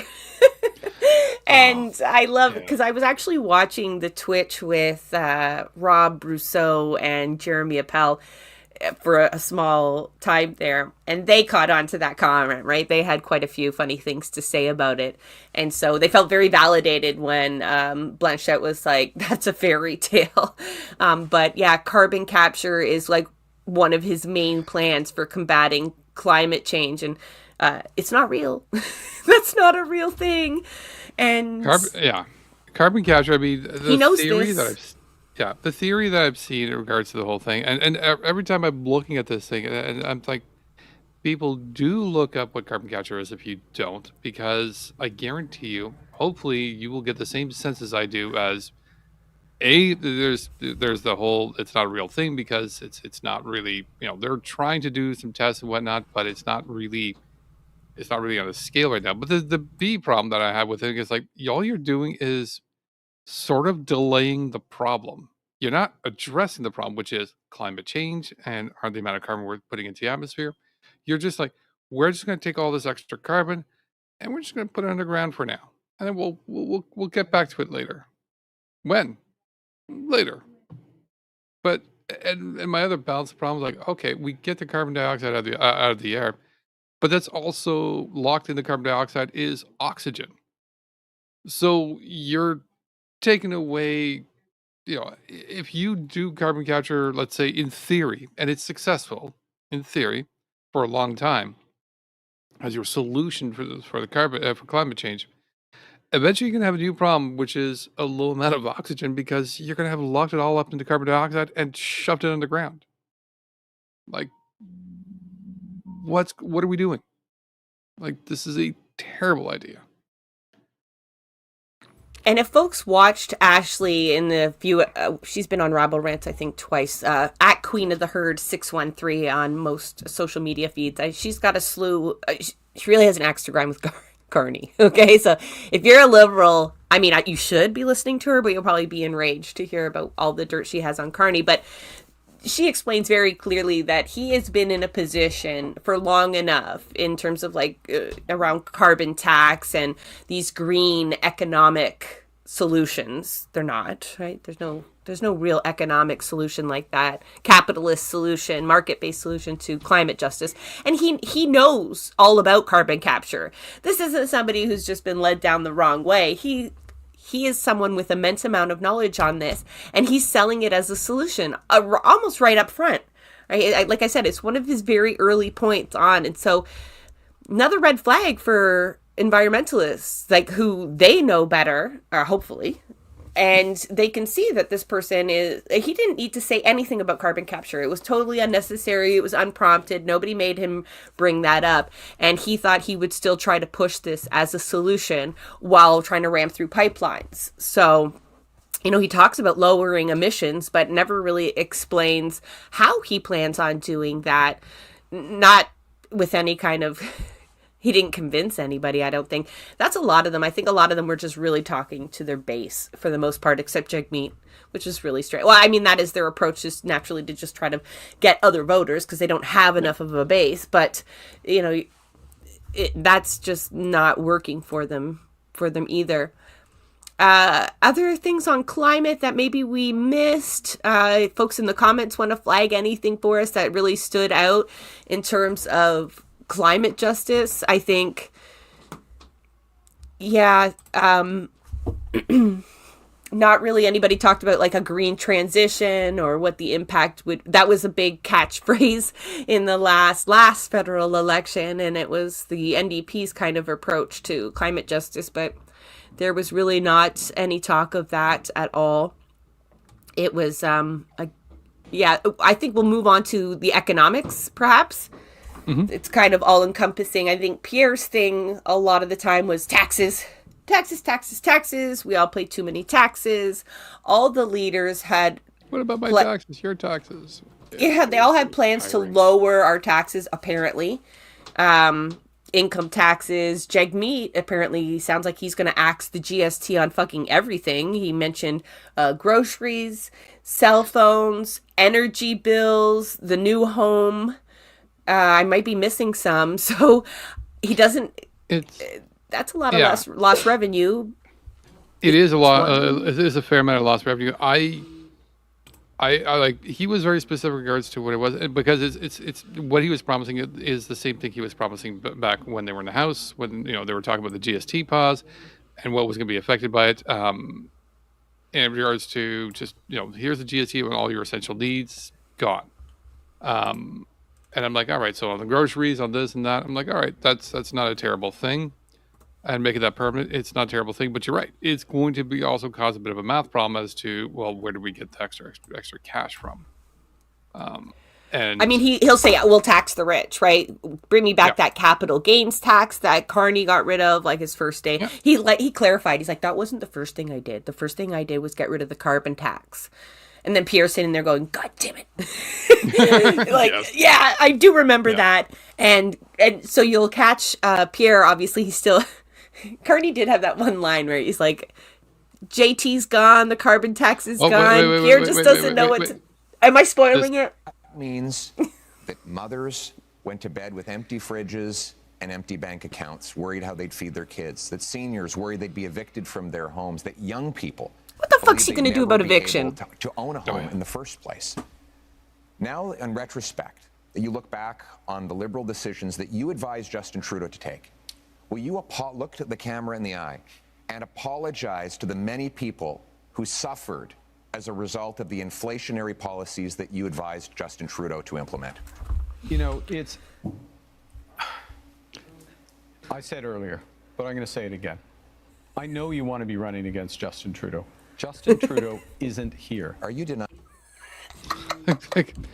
I know, he says something about the carbon tax, and these are the carbon tax, and he's like, I feel for you, buddy. I know you had to rewrite all your talking points, did you? Or at least your staff had to rewrite all your talking points.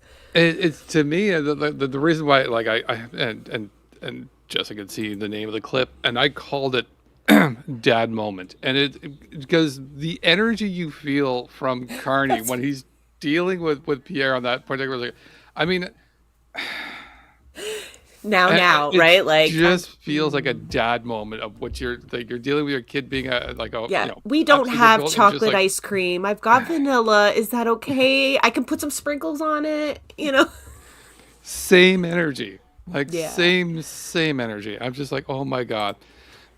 So if people were undecisive, I think that was one of those particular points. I'm like, that probably moved some people away from Pierre and possibly towards Carney if they were still undecided at this point. There probably is people undecided, but I don't think Pierre won anyone over. Anyone new. No.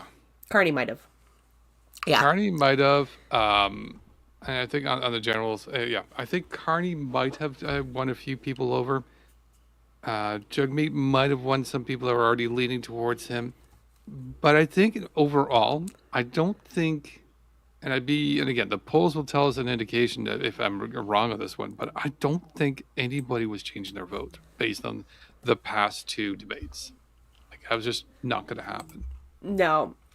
A little bit more about the economics discussed. We talked about the taxes, and I think they were asked a question about, or one of them, Carney was asked about balancing the budget. I was like, oh, thank God he didn't ask Jagmeet. We might have had a Mulcair moment, like, don't answer that question. No, you won't balance the budget. Just pivot. But no, Carney got to answer that. And again, he answers with the kind of language he uses: force, rapid. Yeah. He's talked about austerity measures very openly. Jagmeet calls him on this. He kind of backtracks on. He says, we will not cut healthcare spending, full stop. Someone please save that clip. We will need it, because they can say anything on those stages. But he has definitely committed to cutting government spending. That is the Doge formula, right? It's a Rob Ford formula we saw here in Ontario with the city council, where it was like a Doug Ford also did it, just cut 10%. Just, I don't care. Don't look at the social impact. Don't look at the feasibility of it. Just, I want every budget cut by 10%. So he's got these like targets. And when he talks about improving the economy or balancing the budget, he says he's going to slow the rate of spending to 2%. And he also talks about his need to drive private investment up. So when this is a friend of capital, he mentions capital Big C capital, I think 2 or 3 times during the English debate, making it clear he's not criticizing capital. He's talking about representing their interests. You know, we didn't hear him say working class. I don't know if we heard Jagmeet say it either. I know that phrase is rife with problems, but we definitely heard him advocate for capital over and over again. And I mean, that shouldn't be a surprise to anybody who has been following his history in capital and banking, but that doesn't sound like somebody who has the lived experience of people right now, right? And thinking that we would actually even believe that our problems would be solved if we could just drive up more private investment and slow government spending. I mean, we're already getting measly checks to get us by and bullshit paychecks, and it's I'd like to see, I don't see enough liberals kind of questioning this. And I know that's not something people do. I mean, that's why we're here. We're nonpartisans. We will equally shit on anyone, but that should be something that would get liberals kind of sitting up straight and wondering, what am I signing up for here? But the liberals are kind of acting a bit like conservatives here. And oh, yeah. Yeah, in regards to, again, they've been given fear. And the fear is much more identified. I will give it to the liberal side there. The fear is a lot more visual in regards to, and more realistic in regards to Trump and the threats that Trump is bringing in. So there's a lot of drive in regards to keep Pierre out, to address Trump and everything else. And it's driving towards Carney. So there is a certain level of protection around him, like from criticism. And again, I'm not judging you in regards to wanting to vote for Carney, because there is definitely, he does have qualifications in regards to some history and so on and so forth. There is some good, there is some bad, but the thing is, you need to be able to discuss both. He's still a person. He's still human. He does have a history. You need to understand, he may be helping you here, but he may not be helping you here. As long as you understand this, then you can also, when the time is right, speak out against it. Be ready to criticize. Be ready to your support should be conditional when it comes to a political leader. It should not be blind. Because if it's blind, then they're going to be able to do whatever they want to you. Well, and it should be tinted with healthy skepticism as well, right? Right? He was so charming, JT, right? And held none of his promises. Mm-hmm.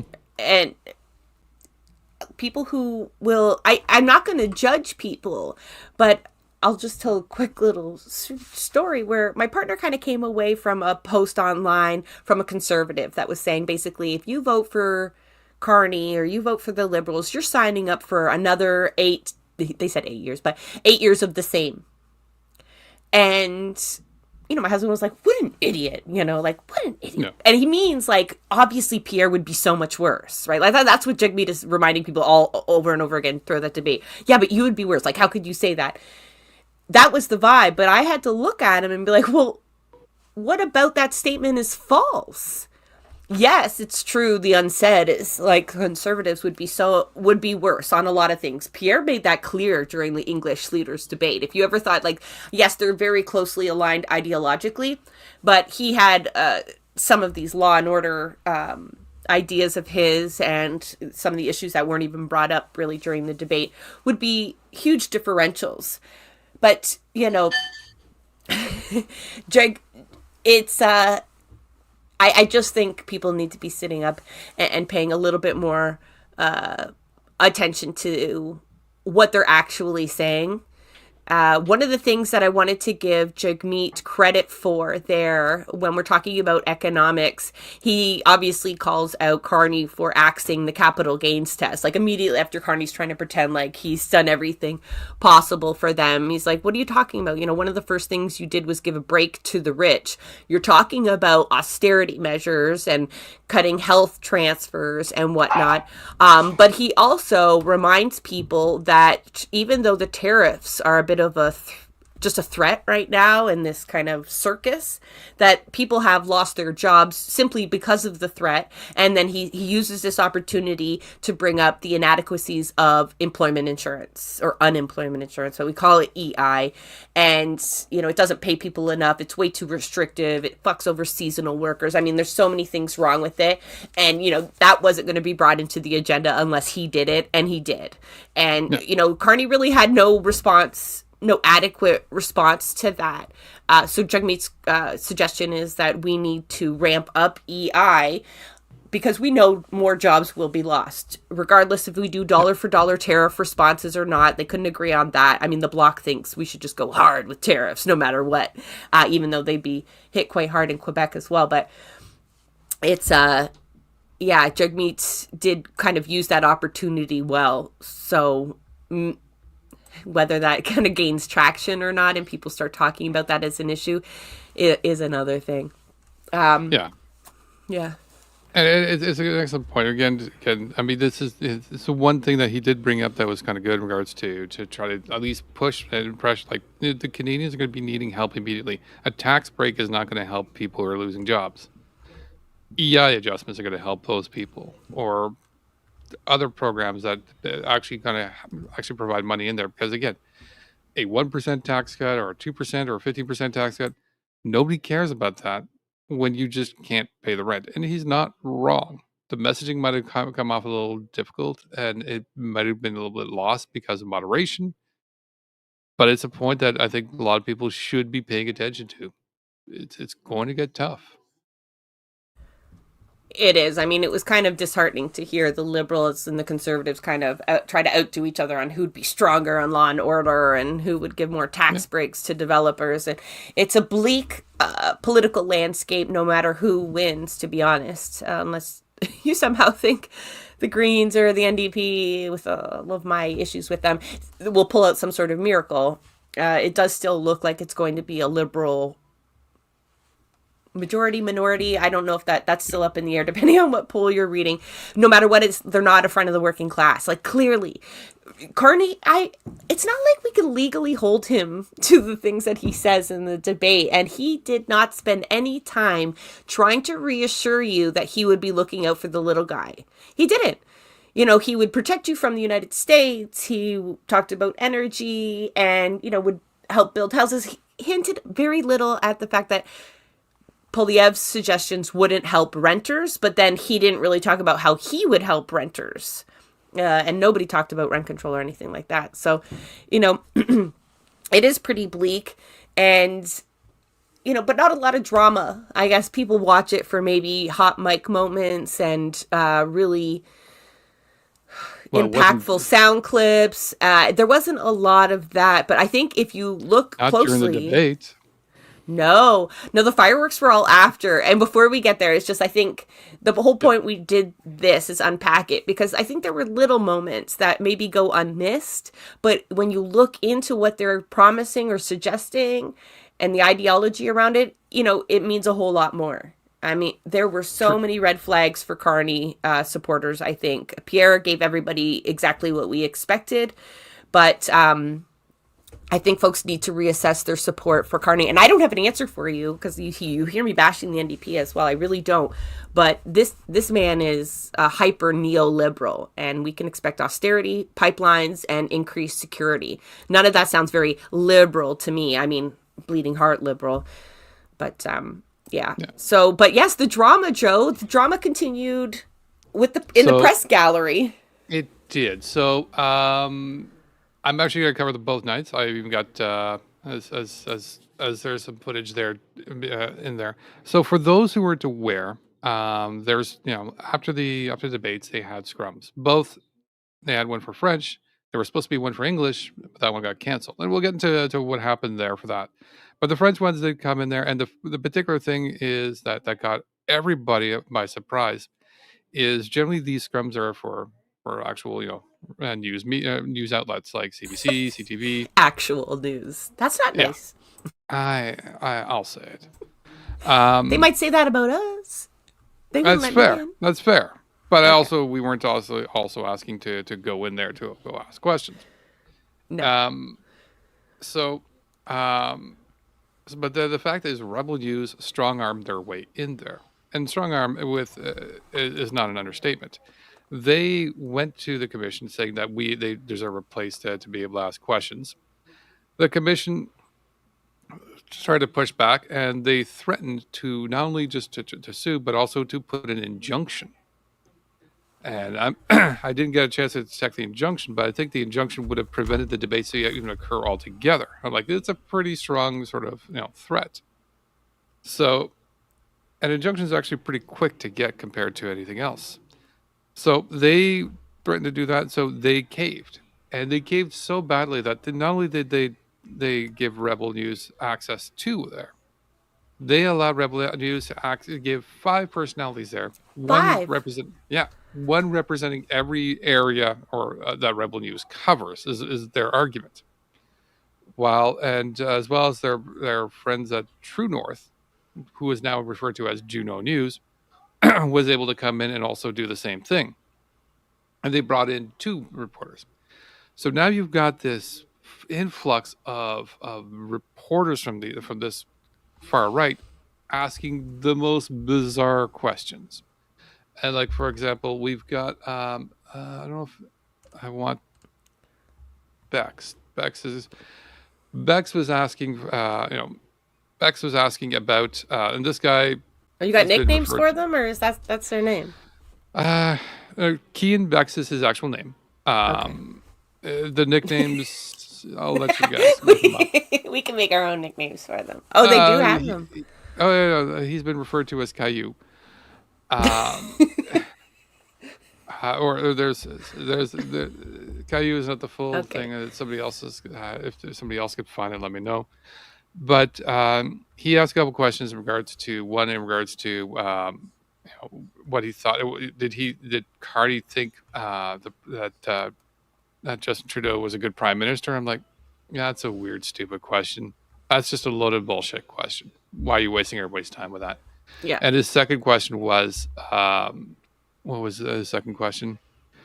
Don't you have it loaded up, or did he get 3 questions? I do. Well, oh no, I got the 2 questions here. In fact, you know what? Let me just let him play it out here.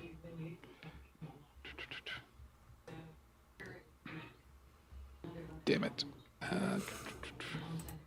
So these are the questions that the leaders faced after they had finished. This one here is going to be the French language debate, yeah? Correct. They all had to submit themselves to even more questions. Exactly. So I'll let I need to fix the audio. There we go.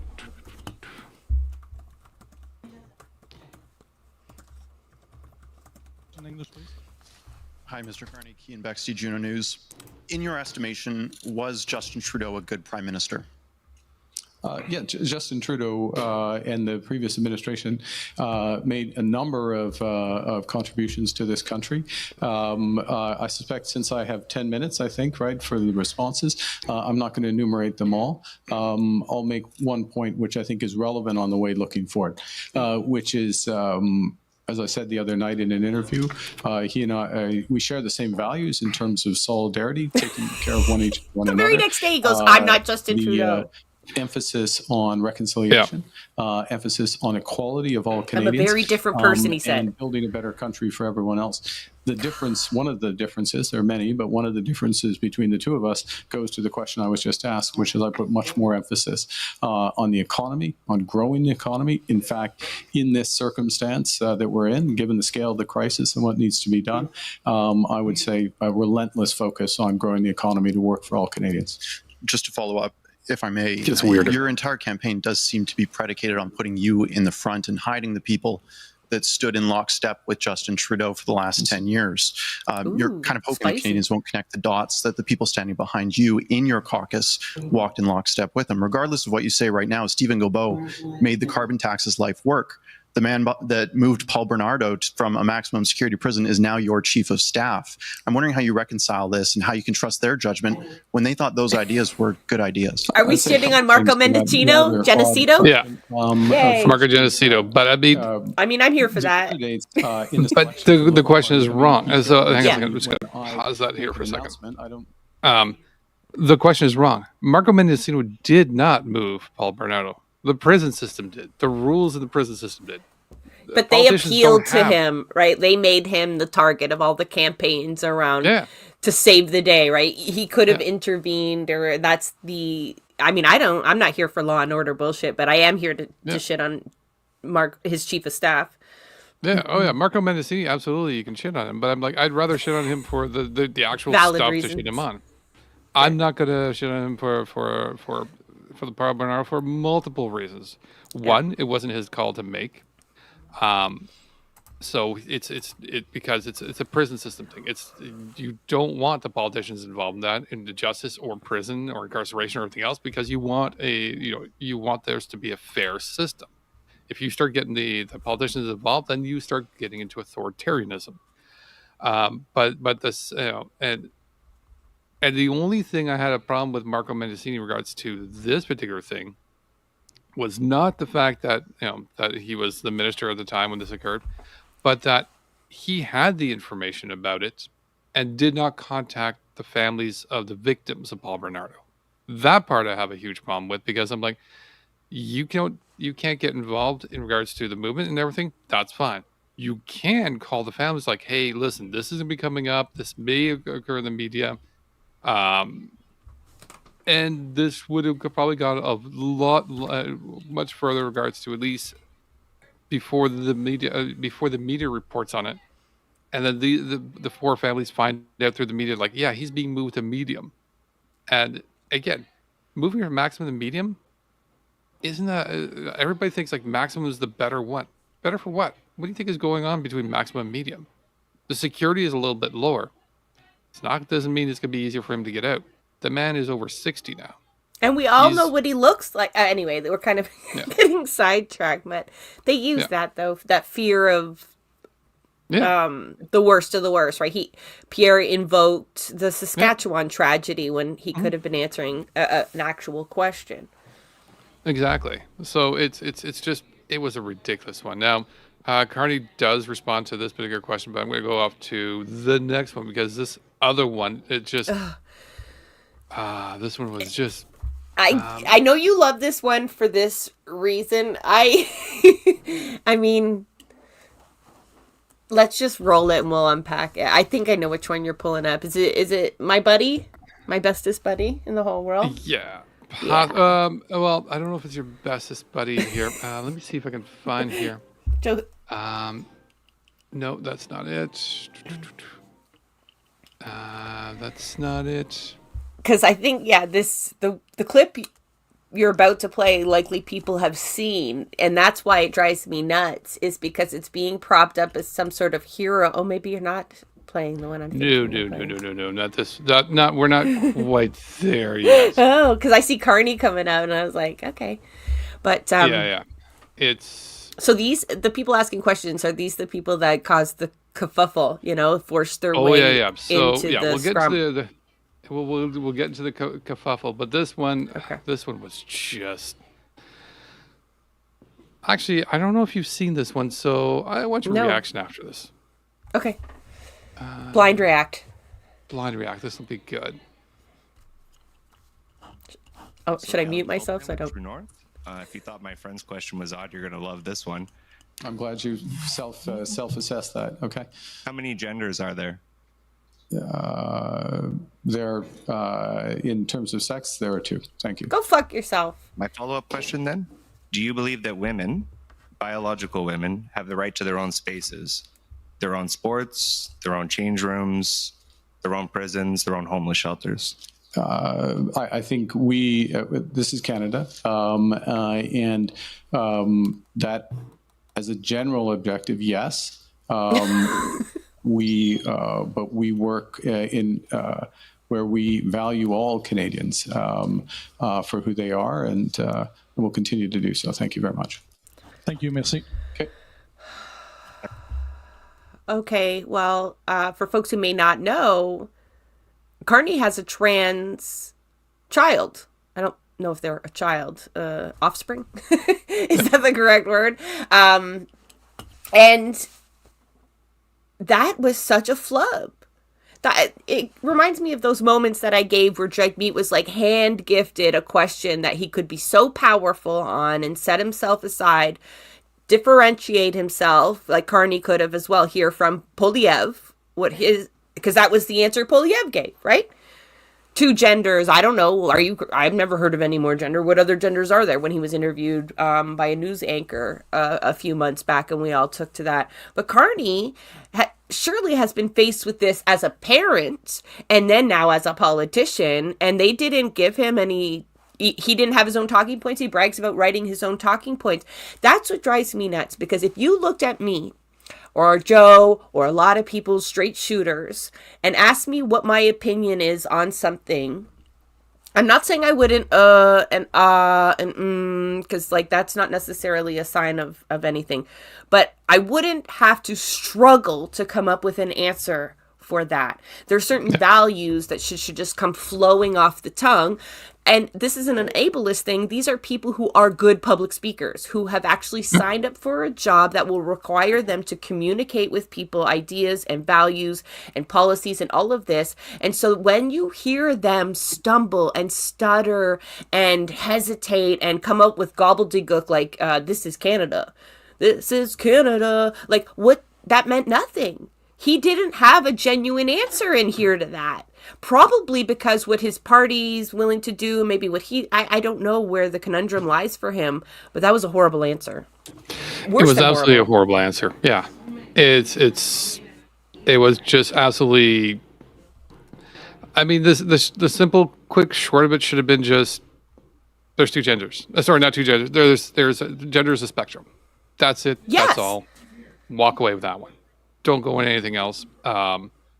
That should have been the quick answer, and he could have gone to there's a spectrum, and that's it. And then he would have been dealing with the after in regards to, again, the question was bullshit, and I feel he wasn't honest. I feel he wasn't prepped enough in regards to that. He shouldn't have to be prepped for that. That's my point. Fair. He shouldn't have to be prepped for that. He had, one, you've been in the job long enough and been in this environment where we've been versed in what it means for trans rights and gender and biology and all of that. But he also knew where that fucker was coming from, right? He knew he was True North. He knew why he was asking that. So he didn't even have to answer the gender question, or he could have, like you did, but then immediately lambast him for asking the question. He thanks him for the question. Why do you feel the need to be polite to these? Do you really think that would lose you points if you had liberals watching you tell that guy this is not a relevant question to people? Gender is a spectrum. I completely stand behind gender rights. I will secure their right to healthcare access with the Health Canada Act, something he would not commit to. Jagmeet did, but he wouldn't. Meaning, provinces wouldn't get the funds that they needed for healthcare unless they made sure trans people had access to that healthcare, right? Have strings attached. And yeah, he should not need a scripted answer. He even brags, I write my own talking points.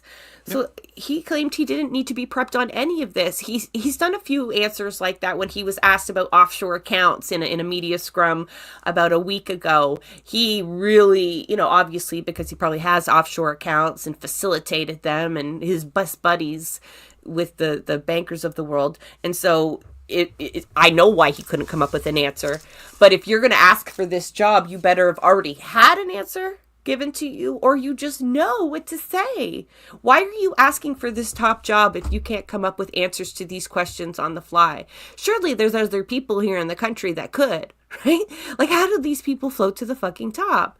But it's a sign that they're not being truthful with you. That's how I read it. And he should have answered it along more like Jagmeet's. You're a piece of shit. I don't really want to answer it, but I'm going to use this time to reaffirm trans rights. So absolutely, and it's Jagmeet's is a very different, and I will give Jagmeet this in regards to he was more aware, and to be honest, I feel the handlers for Carney should have made him more aware of what the potential things are going to be coming in. And so let's take a look at Jagmeet's response as he has to deal with Rebel News and the difference going on there. He's done that for the too last before. 6 years, you have a pension. Before that, you were a provincial MPP. In other words, most of your career happened at taxpayers' expense, and yet you chose to boycott the Conservatives and other medias that lead a little bit more to the right, like ours, and you supported Justin Trudeau's project to censor the internet, even though you're paid by Canadians. So why do you think that this is ethically acceptable to marginalize Conservatives and to refuse to treat them with respect?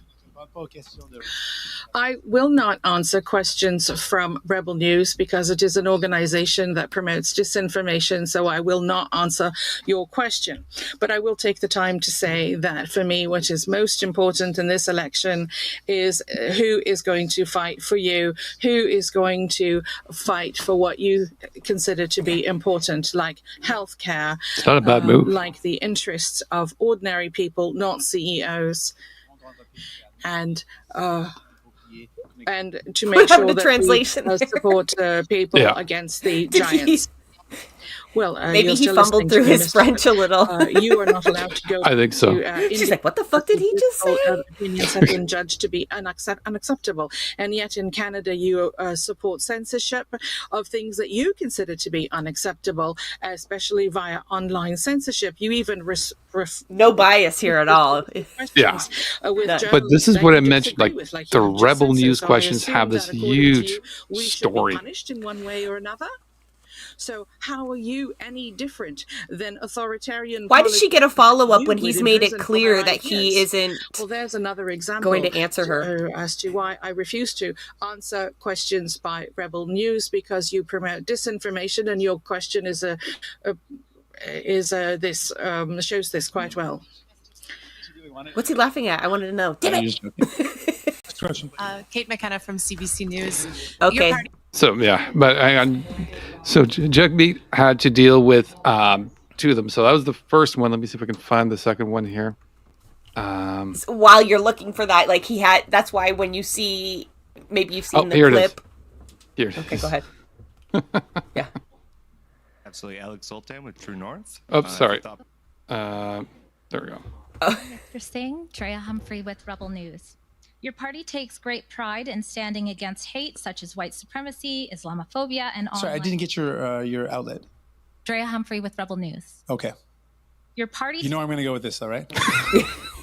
Can I speak? Yeah, you can. I'm just going to say you know where I'm going to go with it, though. Your party takes pride in standing against hate such as white supremacy, That tells you they don't want the answer. They just want the platform. Yet you stay silent about ongoing attacks against Christians. Even after Conservative MP Jamil Javani's order paper question revealed that over 200 churches have been targeted by arson and vandalism since claims of remains being discovered at former residential schools swept the nation in 2020. I feel like I just want to talk over her bullshit there because I don't feel like giving that bullshit some air. It's residential school denialism, and this is what she's doing right now. Yeah. But hang on a second. Wait for the term that comes in here. What your party will do moving forward to keep Christians safe from hate in Canada. Oh God, Christians and Jewish people, they're so unsafe right now. Promotes misinformation and disinformation like Rebel News. So no, I'm not going to respond to your question. Please keep the questions and answers short. We're just getting up to the time. That's as short as his answer could be. Jamie's probably like, what are you talking about? Over 200 Christian places of worship have been attacked. Oh, I didn't know she got a follow-up. Of course they served First Nations communities. Many were historic, and they diverted police and resources and put others at risk. What do you say to Canadians who see your refusal to answer, especially from one of the few media outlets here that are not funded by the state, as proof that a vote for you is a vote for a dangerous radical party that gaslights the public into thinking it stands against hate when its silence is instead emboldening Christophobia? Christophobia, Joanne knew that was coming. I was like, what is she talking about? I've never heard that term before. Christophobia. As soon as I heard that, I'm like, what the fuck? I mean, I am afraid of the evangelical Christians, to be honest. This is valid. I feel like I've just been self-diagnosed. But like, oh wow, Christophobia. Like I love how they. I love how they have a black woman say this, though, like ask questions about white supremacy. Just because if it was a white woman standing up there saying that, you'd be like, what the fuck are you doing? You're promoting white supremacy and demanding protection for churches, for residential schools. Like, I have no problem with that right now. But... No. And that's not even what any Canadians are thinking about. I mean, it's what they tell people to, right? That's why Rebel News is such a problem. Like, they generate stories around this where nobody actually is. No one gives a fuck about those churches. That's a non-issue. Nobody's talking about that anymore, but they had to work it in there. Yeah, it's like it's property. It's property that shouldn't even be theirs. I mean, that's a story that we could unpack another time. But yeah, he did handle these folks very well, and this has been his policy. This isn't new. The Rebel News should have even known this going in, and they did, right? Which is why they crafted their questions that way. What a fucking malarkey. And you see this happen during the French language. You think they would prevent it from reoccurring, but again, this is where you got the kerfuffle, yes? We do, but I mean, there's one last one I just want to see. I just want to talk about the fight. Oh, yeah, no, we're going to get to the fight. But the last one was the other person who did seem to respond very well. It's not Menzies. Do we have to listen to him?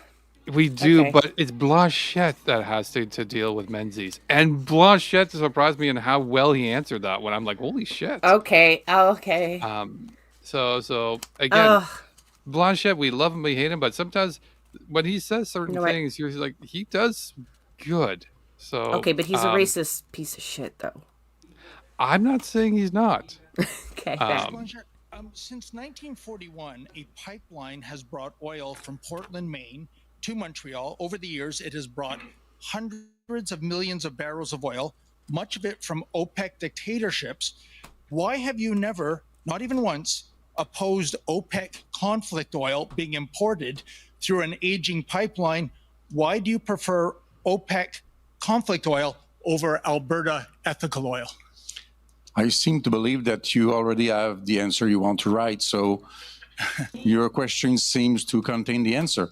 I believe I am the one who authorized the change of direction in Enbridge Line B in 2013, which seems to prove that I'm not a fanatic against oil. But I believe that we've got to reduce our consumption of oil progressively, including from Alberta, because we are clearly being very expensive for every family in Quebec and Canada and destroying the whole planet. The denial of the reality of climate change since the beginning of this campaign and the change of heart of Mr. Carney, who decided to be more conservative than Mr. Poiliev, is very harmful for environment. Okay. Ms. Blanchette, here I am cheering for Blanchette. Why do you do that, Joe? Your party and your stance on pipelines would seem to be diametrically opposed to Quebecers. A poll came out showing that 74% of Quebecers support the building of new pipelines. Why are you and your party not in sync with the majority of people in this province, sir? Don't you know my love for commenting polls? Thank you. At least we had to see Menzies for most of that. Yeah, it was Menzies. with that asshole once. Oh, yeah. I've got it on video. I should play it. I should have loaded it up to TikTok. Oh yeah, he's yeah. I remember him being booted out of a Palestinian protest where people are trying to pray, and he decides to walk in and try to interview people. Like, they're praying. Just, you want to talk to people? Go talk to people over there. Like, don't go in the prayer area. Of course, the police are going to haul you off. And then fundraisers for him being hauled off because, he was held for, an hour? Yeah, I ran into him, a few times, but he was there to video the response to that Rebel truck coming through the crowd with really inflammatory images and stuff on the truck they made. Yeah, driven by the guy that ended up with all kinds of weapons charges and stuff like that. And yeah, so he was in position to obviously find video the crowd egging it or tipping it over. None of that happened. But so yeah, we removed him from the area was the idea. Yeah. But yeah, kind of triggering seeing that fucker everywhere. How does he get everywhere? These people are well funded. So I see Ezra Levant try to fundraise over what we're about to talk about here. So They will use any opportunity. Yeah. So there is. So now we get to tomorrow night. Last night, which was 24 hours later, and we're still trying to sort of get information as to what occurred. As you saw the night before, there was the post-scrum game. The next night, it was canceled, and very little information came out initially because I was there doing the live, and I was trying to get some information, and I heard it was canceled. I'm like, all right, cool, kind of weird, and some people thought they're trying to cancel for Rebel News, and yes, it was. But there's so much more to this incredibly crazy story. So it has to do with apparently an alleged incident that started earlier on the evening. And I haven't found any footage of that particular event yet. But apparently Rebel News tried to get themselves on the screen while CBC was trying to do a live part of their particular segment there. And it was causing some concerns and causing some issues where they were trying to interrupt CBC. And again, if you're in a reporting scrum, I've seen one or two of them, but I've never been as a reporter there. There's usually at least a mutual respect that everybody's going to be setting up their equipment and doing their stuff, and they leave each other alone. Rebel News had other plans and ideas, so this added to the frustration, as I was explaining before, in regards to Rebel News coming in with 5 reporters, True North coming in with 2 reporters, and people were saying that it's possible they did that with trickery, as Keen Bex came in saying he was part of Juno News, and the second reporter claimed he was part of True North. Alex, his name is Alex, part of True North, so to make it sound like it's 2 different news agencies. And all these reporters were there and getting very, very frustrated with them because they were just... They know that the whole thing is bullshit. They know the whole what their game is and how they're just strong-arming themselves.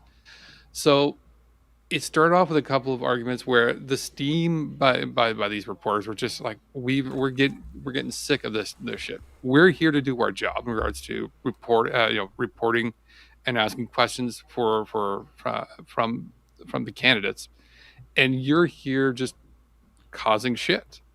And so the first one to speak up about this was from the Times News, and that is the Hill Times. The Hill Times, and that is Stu Benson.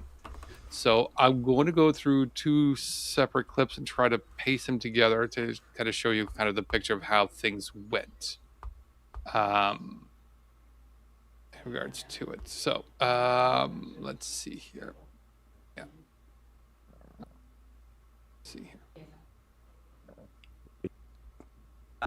Why am I not able to do this? That's not it. All right, so if folks are looking for Stu here, he's Left Hand Stu on Twitter. Someone pointed him out to me there. Yes, absolutely. And things get homoerotic / full plausible deniability. Also, the dudes are being kind of homophobic. That's one. Do you have friends that get pretty homophobic? So he's talking to Keen Bext here. Most of my gay friends. Most of your gay friends. Do you know how fast? What was it? What was the F thing he used? You say. He said, yeah. Is it faggotization? Yeah. That's running through my gay friends like wildfire. They faggotization. They love it. They love faggotization. They think it's the funniest word they've heard in a while. So Ryan Turnbull. Doing this voice doesn't actually. So work. Ryan Turnbull. No, I'm not. I'm curious. What, do you just think that politicians should be off the hook for saying stuff like this? What? 15 years ago? How long ago? He was 30. Yeah. Okay. Sorry, so who are you? He wasn't a politician, so this was when he was... He was a 30-year-old man who called gay men perverse. Yeah, I think I've read through your story, and I know you don't even believe that that's what he said. Oh, I 100%, because I read it.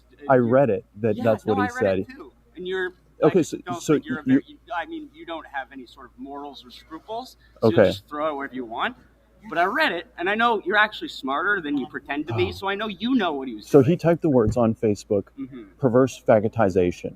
referring to so gay that's the men. only No, thing he wrote. just calm down for a second, guys. No, I know, but I want you to be honest. So he said perverse fagotization, referring to homosexual men, and you think that that's an acceptable type of language for politicians to use? Well, he wasn't a No, politician. that wasn't the only thing that he said. yeah, He I said know. a I read lot. through what he said. He said a lot of Yeah, I read extremely through what he homophobic stuff. And just because he's a liberal, you're trying to defend him. No. If this was a conservative, So if it was a conservative, you would call for him to be removed, like Aaron Gunn. absolutely. But or Aaron Andrew Gunn Lawton. hasn't said something like that.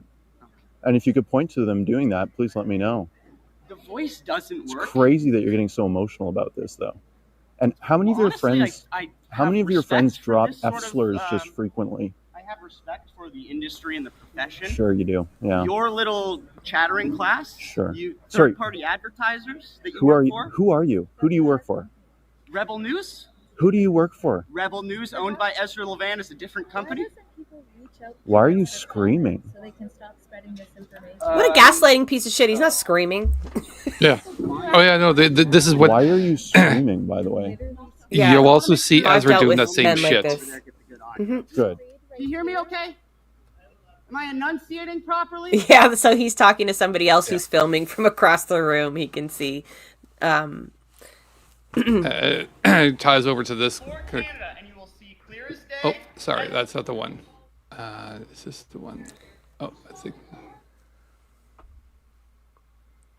So, this is from like the percolation too, not only of these folks having to deal with them daily as part of their jobs, but being denied time at the first scrum because, you saw them stretch out questions and take up the leader's time with just like propaganda. And so like they're already so irritated and it kind of spills over here at the English debate. Exactly. So now this is where Stu's now going straight towards Ezra. And there's a claim that we're obviously going to discuss in regards to what Stu mentions. As the owner of both of those companies, he has third-party advertising trucks driving around this venue right now. That's not a Rebel News ad on there. You're lying. It's Why are you owned by lying? Rebel. It's owned by you. Sorry. The truck is for Canada, which is owned by you're you, lying again. which is Jesus separate Christ. from Who Rebel are you? News, You're which a is also crazy owned guy. by you. You're crazy. You got to control your emotions. Oh, He's like they're gaslighting? all got the same lines really lined up there. Quietly doesn't make your things any less bullshit. All right, let's talk about the third-party advertising because, like in Ontario, that is a huge problem too. From things like Ontario Proud, who put up signs or like these trucks, but also articles, phone calls, mass texts. And this is one of the things that quite a few of the reporters were there saying, like, listen, you're a third-party advertiser. Why are you in this venue? Like, this is clearly a benefit for Pierre for you being in this venue because you are third-party advertising. And the claim is confirmed in regards to, there we go. Rebel News, third-party advertising, registered in Elections Canada database. Yeah, circle the name there, Ezra Levant. Yeah, right there, Ezra Levant, right there in the middle. And you guys can't see my mouse. There we go. I can right now. There. And not just this particular company that or this organization that he's got registered, but also the other one that Stu was mentioning for Canada. Also registered by Ezra Levant. Actually, everything else the same identical registration except for the name. Yeah. Yeah. Yeah, absolutely. Stu was absolutely correct. This was actually brought to him by Andrew Pinsent, another reporter here in Ottawa. But the information is correct. Like, what was then the security threat that? Because I figured I know that they said it's a security threat. I just figured they didn't want a repeat of the scrum that occurred. I imagine all the parties were pushing back against having those people, well, not all the parties. So I'm sure Pierre was happy they were there, but so this is the closest I can get in regards to information in regards to as to what the security threat was, and that has to do with tweets that was put in by Mercedes Stevenson from I believe from Global. A source with direct knowledge says the debate commission's decision to cancel the scrums not being able to guarantee a proper environment was related to the Rebel, including the Rebel staff trying to get on the air during a CBC broadcast that was live earlier tonight. So, yeah, they tried to frame it as she did follow up with, So to be clear, this had to do with concerns that about what would happen during the scrums and not an actual security threat against any leaders. Yeah, like, I mean, that's what I figured happened, but they did try to frame it as a security threat. But I guess you can say, like, event security, not like someone's going to come in with a weapon, but that you can't guarantee the smoothness, right? Or like a lot of these folks are going live, so they can't guarantee there's not going to be just like ridiculous drama that will sidetrack away from what we should be watching, and that's leaders answering hard questions, not this nonsense. So yeah, I I imagine a lot of factors play in, but I know for a fact Rebel News will try to capitalize on this, right? This just when they do this, they do it on purpose too. They want this kind of outcome because then it validates everything that they say about the state, and you know, the same critiques often we have about the state, you know, that they are overreaching and that they try to silence dissent, because they do that on our side as well, right? They obviously don't want Rebel News there for reasons, but you know, they definitely wouldn't want us there either. Right, they'll take, like, Ricochet is there, and other folks can get creds, but I still got 2 more clips. Okay. So after that particular discussion, an entire sort of discussion, then occurred, where again, Ezra's really trying to be at the center of the whole thing. That's kind of his shtick. It worked. So he kind of got his wish here. Mr. Blanchet. Crap. You're a journalist. You've got a Facebook page. You're a journalist. Yes, it is, Judy. In fact, but do independent journalists hire trucks and fundraise off of things like that? I don't know. You're a government journalist. Every single one of you. No. You're not government journalist. If you get the government subsidy, you're a government journalist. no, that is such bullshit. I mean, we don't get Canadian subsidies. press gets I'm massive not press defensive. from the government. It's an administration funding. I mean, you're literally wearing a liberal lanyard. Because I follow the liberals, you know how it works. And you're owned by the government. You like to play the game. It's not a game. And it's such bullshit because he knows a lot of these outlets are actually owned by American trust funds. He knows this. The same people that he's in bed with and would love to rule the world is who. Well, owns he'd like these to get more money outlets, from except them. for the CBC. He's not getting as many subsidies and everything else. I know he's very pissed that he never got the grants and they got cut off. That's what it is. Yeah. Yeah. Yeah. But yeah. And it's a good trope, right? It's a good, because everyone's feeling anti-government, right? Like they try to capitalize on the same angst that we feel, right, in this crisis of unaffordability and lowered material conditions. And they use those same fears, but then they always point us in the wrong direction, right? They have us looking at these reporters rather than maybe the people who own the outlets and framing them as being shills for the government. Is just to deflect from the fact that they're being shills for capital and bigotry and fascism. But exactly as you were talking about, like the game that like Bex was playing, like, oh, why are you so emotional? Why are you talking so loud? And that both Ezra, listen to this clip when he's dealing with sorry, I can't remember. Ethan Cox Ethan from Cox. Ricochet Media. That's it. Yeah, like listen to this. So I don't think that Keane Bexty is independent of you. I don't believe that. Keane because we're friends. We don't have 13 people here. We have 5 people here, which is much less than the CBC. So much gaslighting. I know you don't like Yeah. a revolution. That's okay. What I don't like, Ezra, is you preventing us from being able to ask questions on behalf of the public. How have I done that? You created a circus here before this debate started. You created a security incident. You created a security incident before this debate started. When you got into a screaming match with people before this debate started, and that's the justification. No, that's the end of the clip. And he's right. Yeah. Like, it's just, these guys are all frustrated because these guys came in, turned the whole thing into a circus, and they couldn't do their fucking job. Yeah, and they pay the price, right? So they have to travel. They go in, and really all they're afforded by being there and not watching it on TV like the rest of us in the comfort of our own home is that they'll get to ask a question. And you hear Stuart from the Hill Times, who regularly reports on Parliament Like, this is his bread and butter. And he wasn't even able to pose a question because there was like a 10-minute time constraint put on each leader. That included the time it took to ask the questions, I'm assuming. And anyway, they cut down on that time available, and these folks got shafted. So even after getting that preferential treatment, Rebel News felt the need to kind of center themselves again. And no wonder the media were so frustrated. And I bet, though, that, like, although it was an instant follow for Stu, and I already followed Ethan, I think they probably regret having to be the center of our discussion. Although, like, we're doing it, I'm sure, like, those people don't do the job so much that we talk about them, but that we talk about the critical issues, and they're resentful that a circus was created around the media. Yeah, I mean, it's and obviously Ethan and Stu can speak much better than I can for them.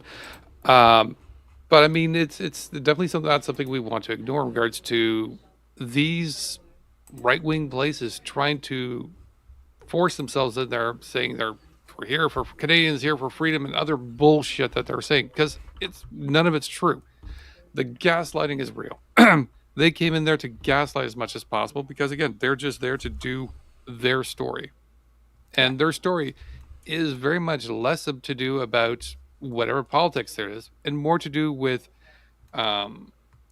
getting whatever sound clips they can get and hoping that they get kicked out or cause problems, because then they can just market that as, look, see how Canada is becoming authoritarian, and you need to give us money so that we can protect Canadians and report them on all this absolute wrongdoing. This is a bullshit game that these guys are playing, and people need to stop listening to them because they're just there to misinform you because they're addicted to your money. They are, and they make a lot of it. So I cleverly, Ricochet is saying, hey, don't let Ezra be the only one who fundraises off of the circus. Independent media needs funding too. So, they're sharing their links and necessarily trying to capitalize on it themselves. I'm definitely not going to come down on them for that. But yeah, that pretty much brings us to the end of our recap. I mean, normally our format of the show is we'll unpack some headlines, then we do disruptive updates, and sometimes provide activist tip. We're not going to do the later two segments this week. It is Easter weekend. We weren't even going to come on, but once those debates went down, I was like, I don't know, Joe. I got a lot on my chest that I can't get out in 180 digits or 280 characters. But I am going to use this opportunity. I don't normally do this. One, please listen to the podcast. It's Blueprints of Disruption. But thanks to the help of some comrades, one comrade in particular, we were able to launch a Substack this week. Oh, they're not going to let me share a link in most of the comments. But anyway, it's the Blueprints of Disruption on Substack. And so now I get to write. So longer than 280 characters. And yeah, I have my first written piece on there. I talked about electoral politics, but maybe not how most people would want to see it, but it's perhaps worth a read. And it just allows us to put a lot of our content in one spot, along with resources for activists. It's all the content, like all of our content, is free. You can subscribe by just giving your email, or you can do a monthly subscription for like $5, I think it is. But that's not necessary to access any of the content. So yeah, take a look. Let us know if there's resources we should be adding. We're also welcoming comrades to contribute if they want to write about things that are related to the movements and related to organizing and activism, or headlines that impact them. A next piece will be on the bubble zone law. Like, thank you, Joe. See how slick that is? Like, I can't take any credit for that. That was all the work of somebody who would like to remain anonymous, even though I would love to thank them publicly. And it's Thank kind you. of... And you know who you are. You know who you are. And it fulfills kind of the vision that Santiago and I had from the very beginning of being able to expand it to include articles and just more tools, to more blueprints of disruption.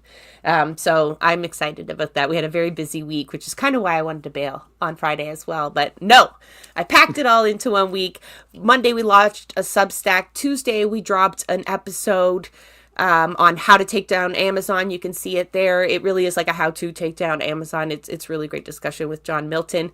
Then I dropped a written piece, and then we went live. So very busy. We did a lunch and learn. Oh, I wish I could have talked about that. I'll reflect on it in a written piece, but we're holding monthly lunch and learns as well, tools for activists. And this week was all about Alberta's wells that need to be cleaned up and the laws around it and people mobilizing right across the pipelines there. So yeah, if you want more of this kind of content, you know where to find it. And be sure to also follow Joe. You can find Joe on Blue Sky. He seems to have withdrawn from the other, and TikTok. Yes. Prolific on Blue TikTok. Sky, TikTok are the two, as I go there quite often. But obviously, if you can find me on any of those platforms, you'll find my link tree. You can find all the points I'm on there. It is true. I pretty much completely pulled back from X, and it's mostly sort of a personal feeling for myself. I don't want to add content and value to that platform. I feel do not like the person who runs it, and I don't think I don't want to contribute to that. So it's a personal thing, and I moved over to Blue Sky, and that's taken over that one to be my main messaging in regards to microblogging. TikTok I've been doing quite a bit because, again, I've been trying to interact with a lot more people to try to get a sense of particular elections and as well as other issues. I've been doing quite a few lives.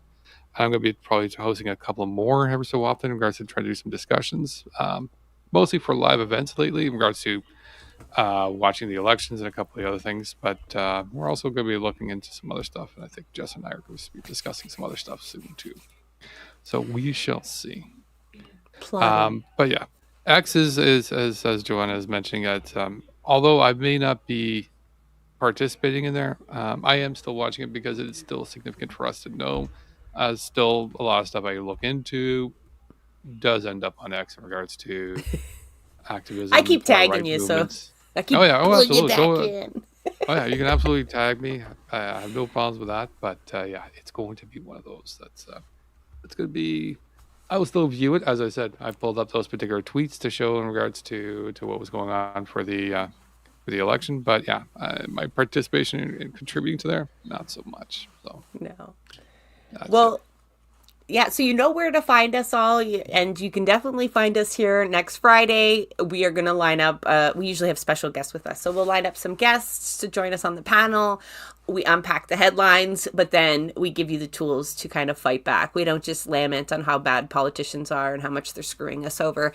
We do provide as many motivations and how-tos as possible to kind of turn it on its head, and hence the name Blueprints of Disruptions. So thank you, Joe, for joining me on Easter Friday and unpacking horrible leaders debate. We watched it so you wouldn't have to, and at least I could only take so much myself. So we appreciate folks sticking with us through that whole stream, and Joanna for really joining in on the comments. That was much appreciated. It adds to the discussion. So have a great day, everybody, and we will see you next Friday. If we don't see you before then, keep disrupting.